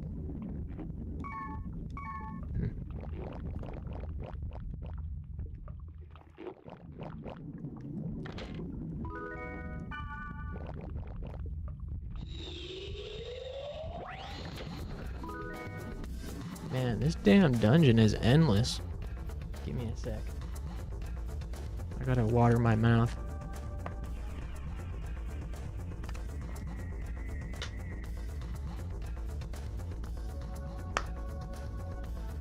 I don't know what's on the agenda tomorrow. I feel like tonight's stream turned into a surprising success for me. I really appreciate everyone who's stopped in and participated in the discussions.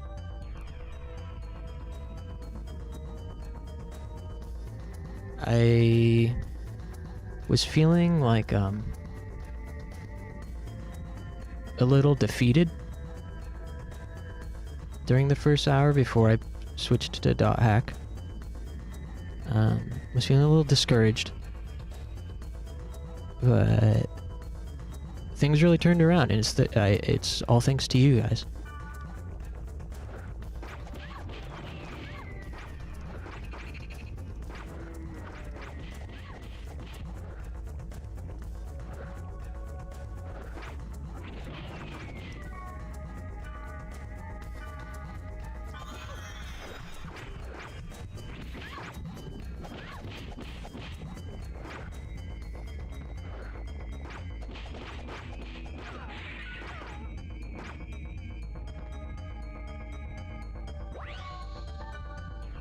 What were you playing before this? We did Panzer Dragoon Saga for about 30 minutes, then Haunting Ground for about 30 minutes. And it was... I don't know. I don't know. Nothing was clicking, and I was feeling insecure. I don't know. I don't know what was going on. It was just kind of... It started off as a quiet night, which is fine. It's just I got insecure about it, and until I was like, you know what? Just fucking just play a video game that's fun to you. I was trying to play games that were fun to play on stream rather than games that were just fun to play.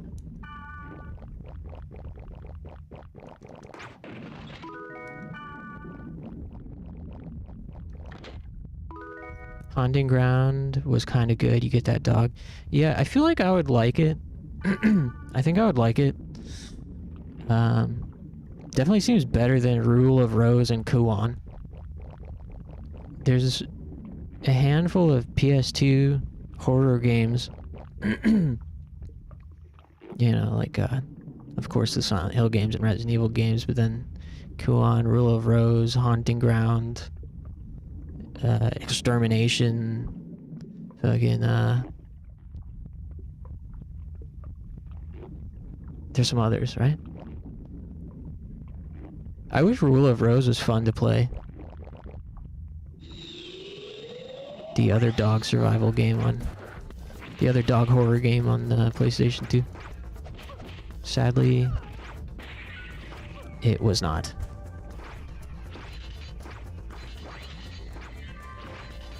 Oh, I'm dying.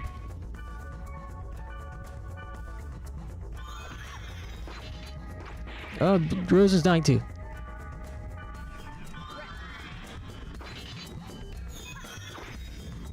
Whew. Haunting Grounds is fun to watch too. I'll try to chat more because you have lots of cool thoughts to share. Hey, I appreciate that. Yeah, I mean, it definitely helps get my mind rolling when I have people to bounce off of, but I would never want anyone to feel a sense of pressure or obligation or pity. Yeah. I would never want someone to you know, feel like they need to chat for my sake or to make me feel any certain way, and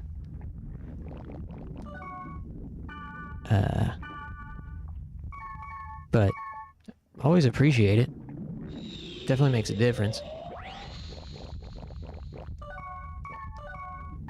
Yeah, I think Haunting Ground will be fun to play. It just wasn't the right night. I think it's a type of game. So this is what it is, I think.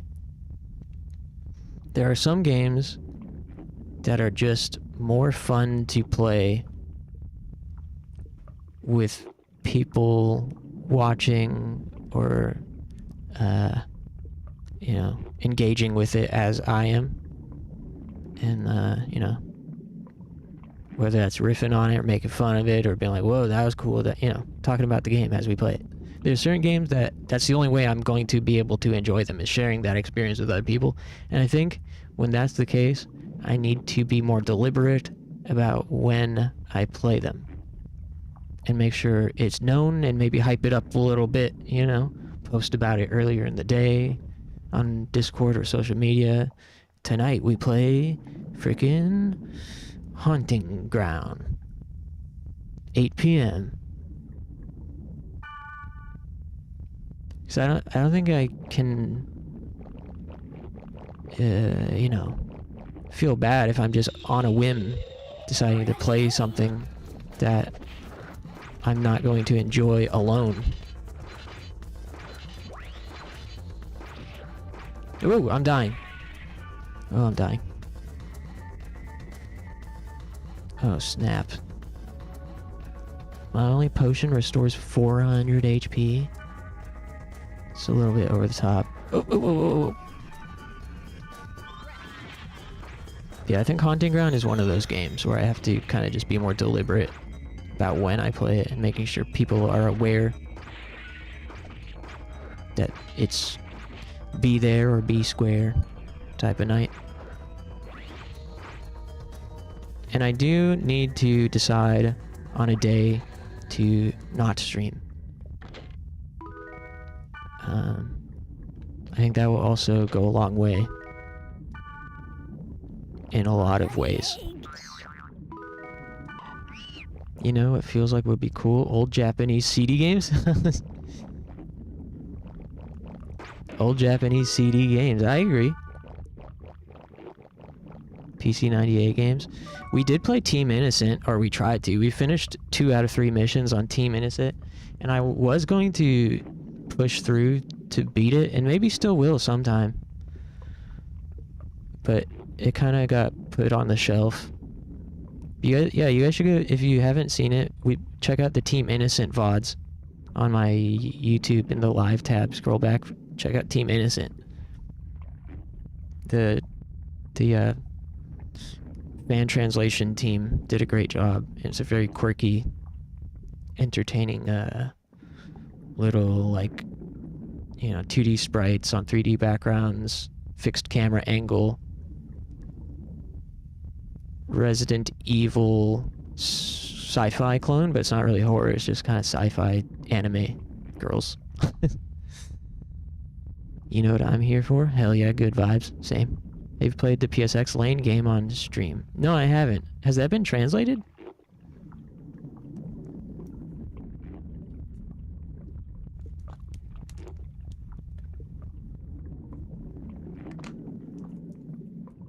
Has anybody translated that yet?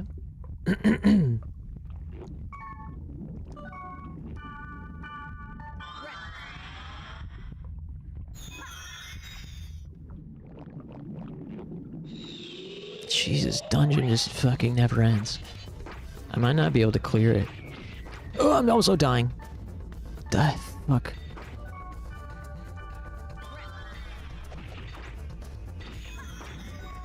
She's dying now too.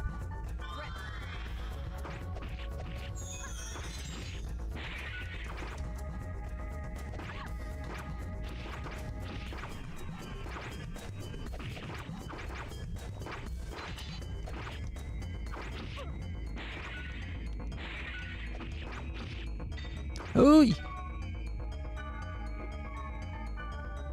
I don't think I can risk. Oh, cool. Nice. We got another potion. Man, I was not prepared for this dungeon to be so deep and veiny. I didn't bring enough supplies.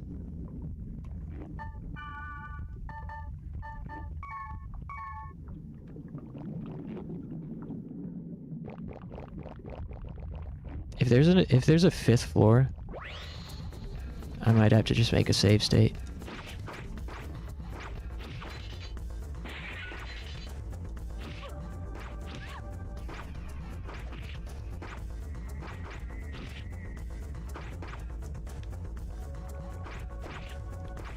Wee.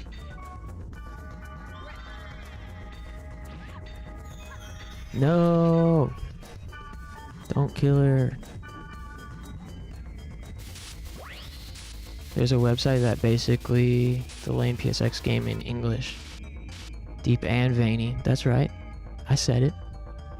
Data drain is out of control. 200 XP lost. Oh, I abused my hacks. I got punished for abusing hacks. Damn. 200 XP? So what, am I back at... Oh, I was close to leveling too. Damn. I think there's a site that translated all the logs in the game, but I don't know if the full game got translation. I'll have to look into that. I'll look into it. Thanks for the tip. Dot hacked.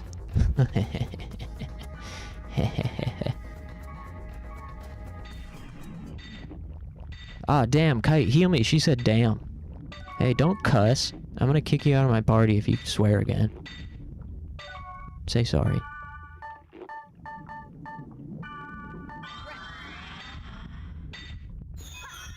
Great, thanks.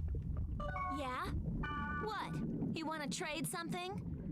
Better not give me any junk. Oh, fuck you. We just banter like that sometimes. It's all friendly. Fuck you. I love you, buddy. Treasure chest we can't open because we don't have a fortune wire, I don't think.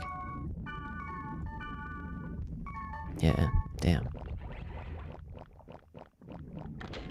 That's how you know she's a real player, because she's swearing. True.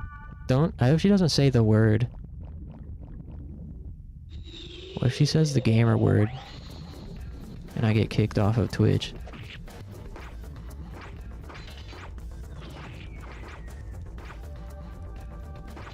That'd be crazy if in this game, like, Kite's real identity, it gets doxed. Imagine it if there's a subplot in this game where Kite gets doxed. I wonder how many fairy orbs I have. I'm gonna use one. Down. Wow. Another floor, huh? If that's not the bottom floor, then I'll probably have to make a save state. But let's clear out these eggs.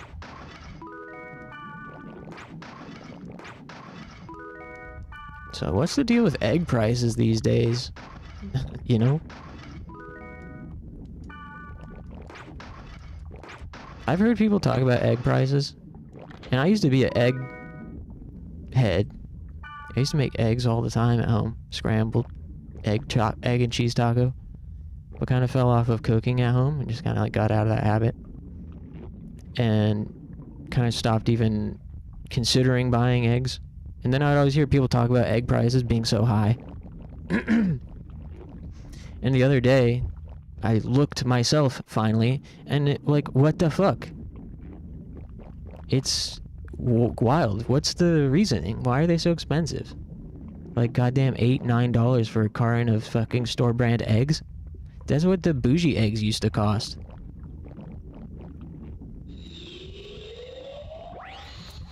Wow, another regular old floor, huh? Whoa, who is this guy? Whoa.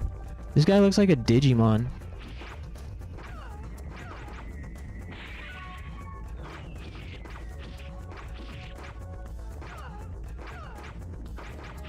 Oh, I died. Hey, come on, Black Rose. Do your thing. I'm a spectator now. Spectator mode. That's funny. I didn't know this happens. I guess I forgot. I haven't died. Oops. I haven't died in game in a long time. You can play in first person, by the way.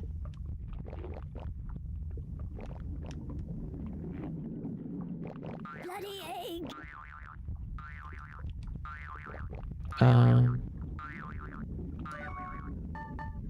What do I do?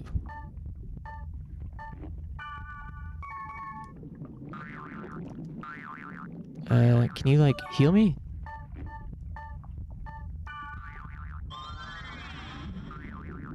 Thank you. Why did I have to tell her to do that?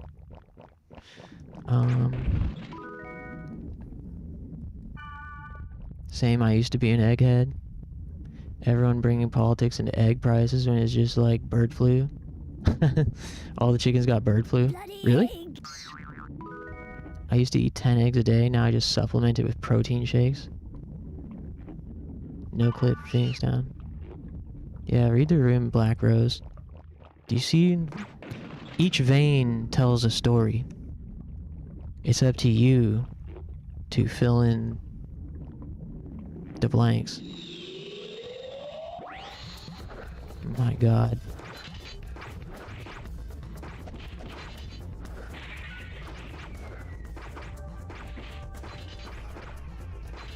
I'm like, I must be really under-leveled at this point. Maybe the game didn't expect you to go this deep.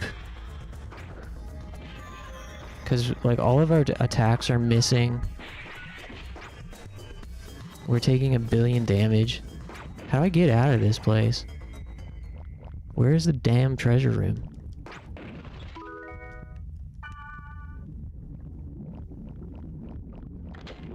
Palm reading the veiny walls. I know I said if the treasure room wasn't here, then I would make a save state. Holy moly! There's still so much to go. How do I get out of here?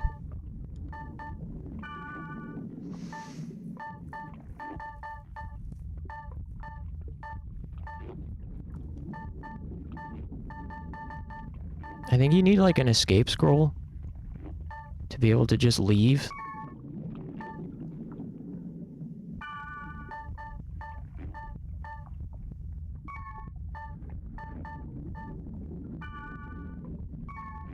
Or you have to make it to the treasure room. Or run your ass out. So, damn. Deep in this dude's guts for real. About to hit the damn colon. Oh! Oh no, I'm stuck. Oh no. That was my last potion.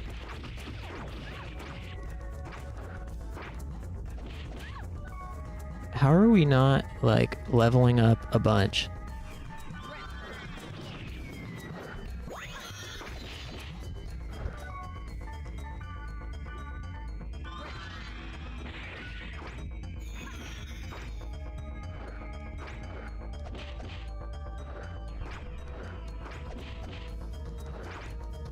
Earth element, she says.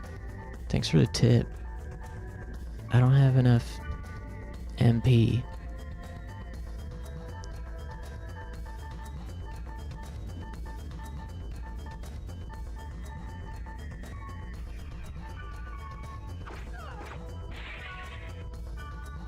Hopefully we don't get punished for hacking this bird.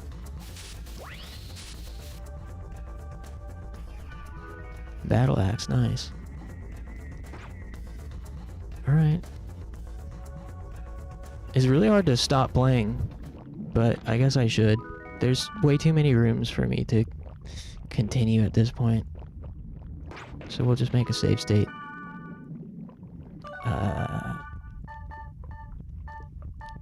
See if we got any cool new equipment though. Probably not.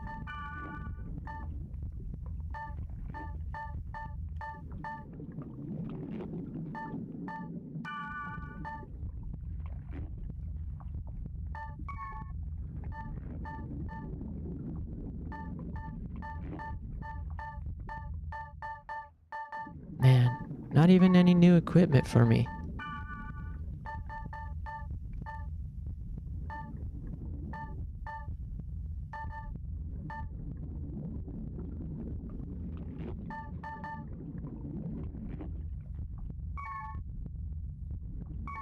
Alright. This is a hardcore shit. This is real gaming. Alright. One thing I actually... Very quick fun fact. You can change the dubbed from English to Japanese at any time. Mid-game. That's like... I wish more games could do that. You can just change it to Japanese. Now they're speaking Japanese. You don't have to quit to the main menu, nothing. Do it mid-battle if you want. Do you get a different ending depending on how much you hack? I don't think so. I could be wrong, but I don't think there's multiple endings.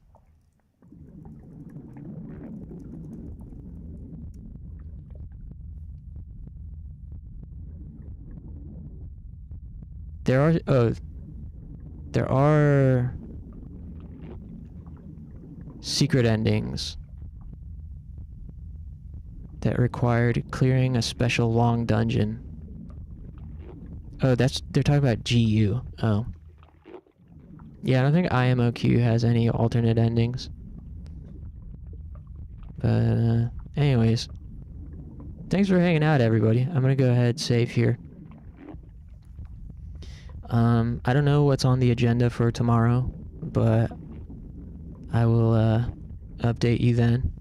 If anybody hasn't yet joined the Discord, but are interested, please feel free. You're all welcome anytime. Top right there, angelwing0.neocities.org. There's a quick link to the Discord invite, or it's in the description of this stream on YouTube. Don't forget to like and subscribe. Appreciate you guys.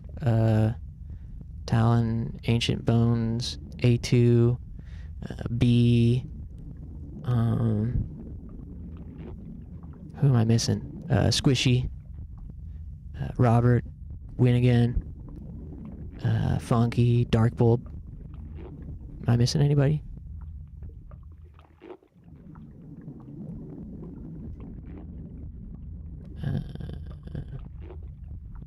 Frickin' have a great night, everybody. I'll see you guys later.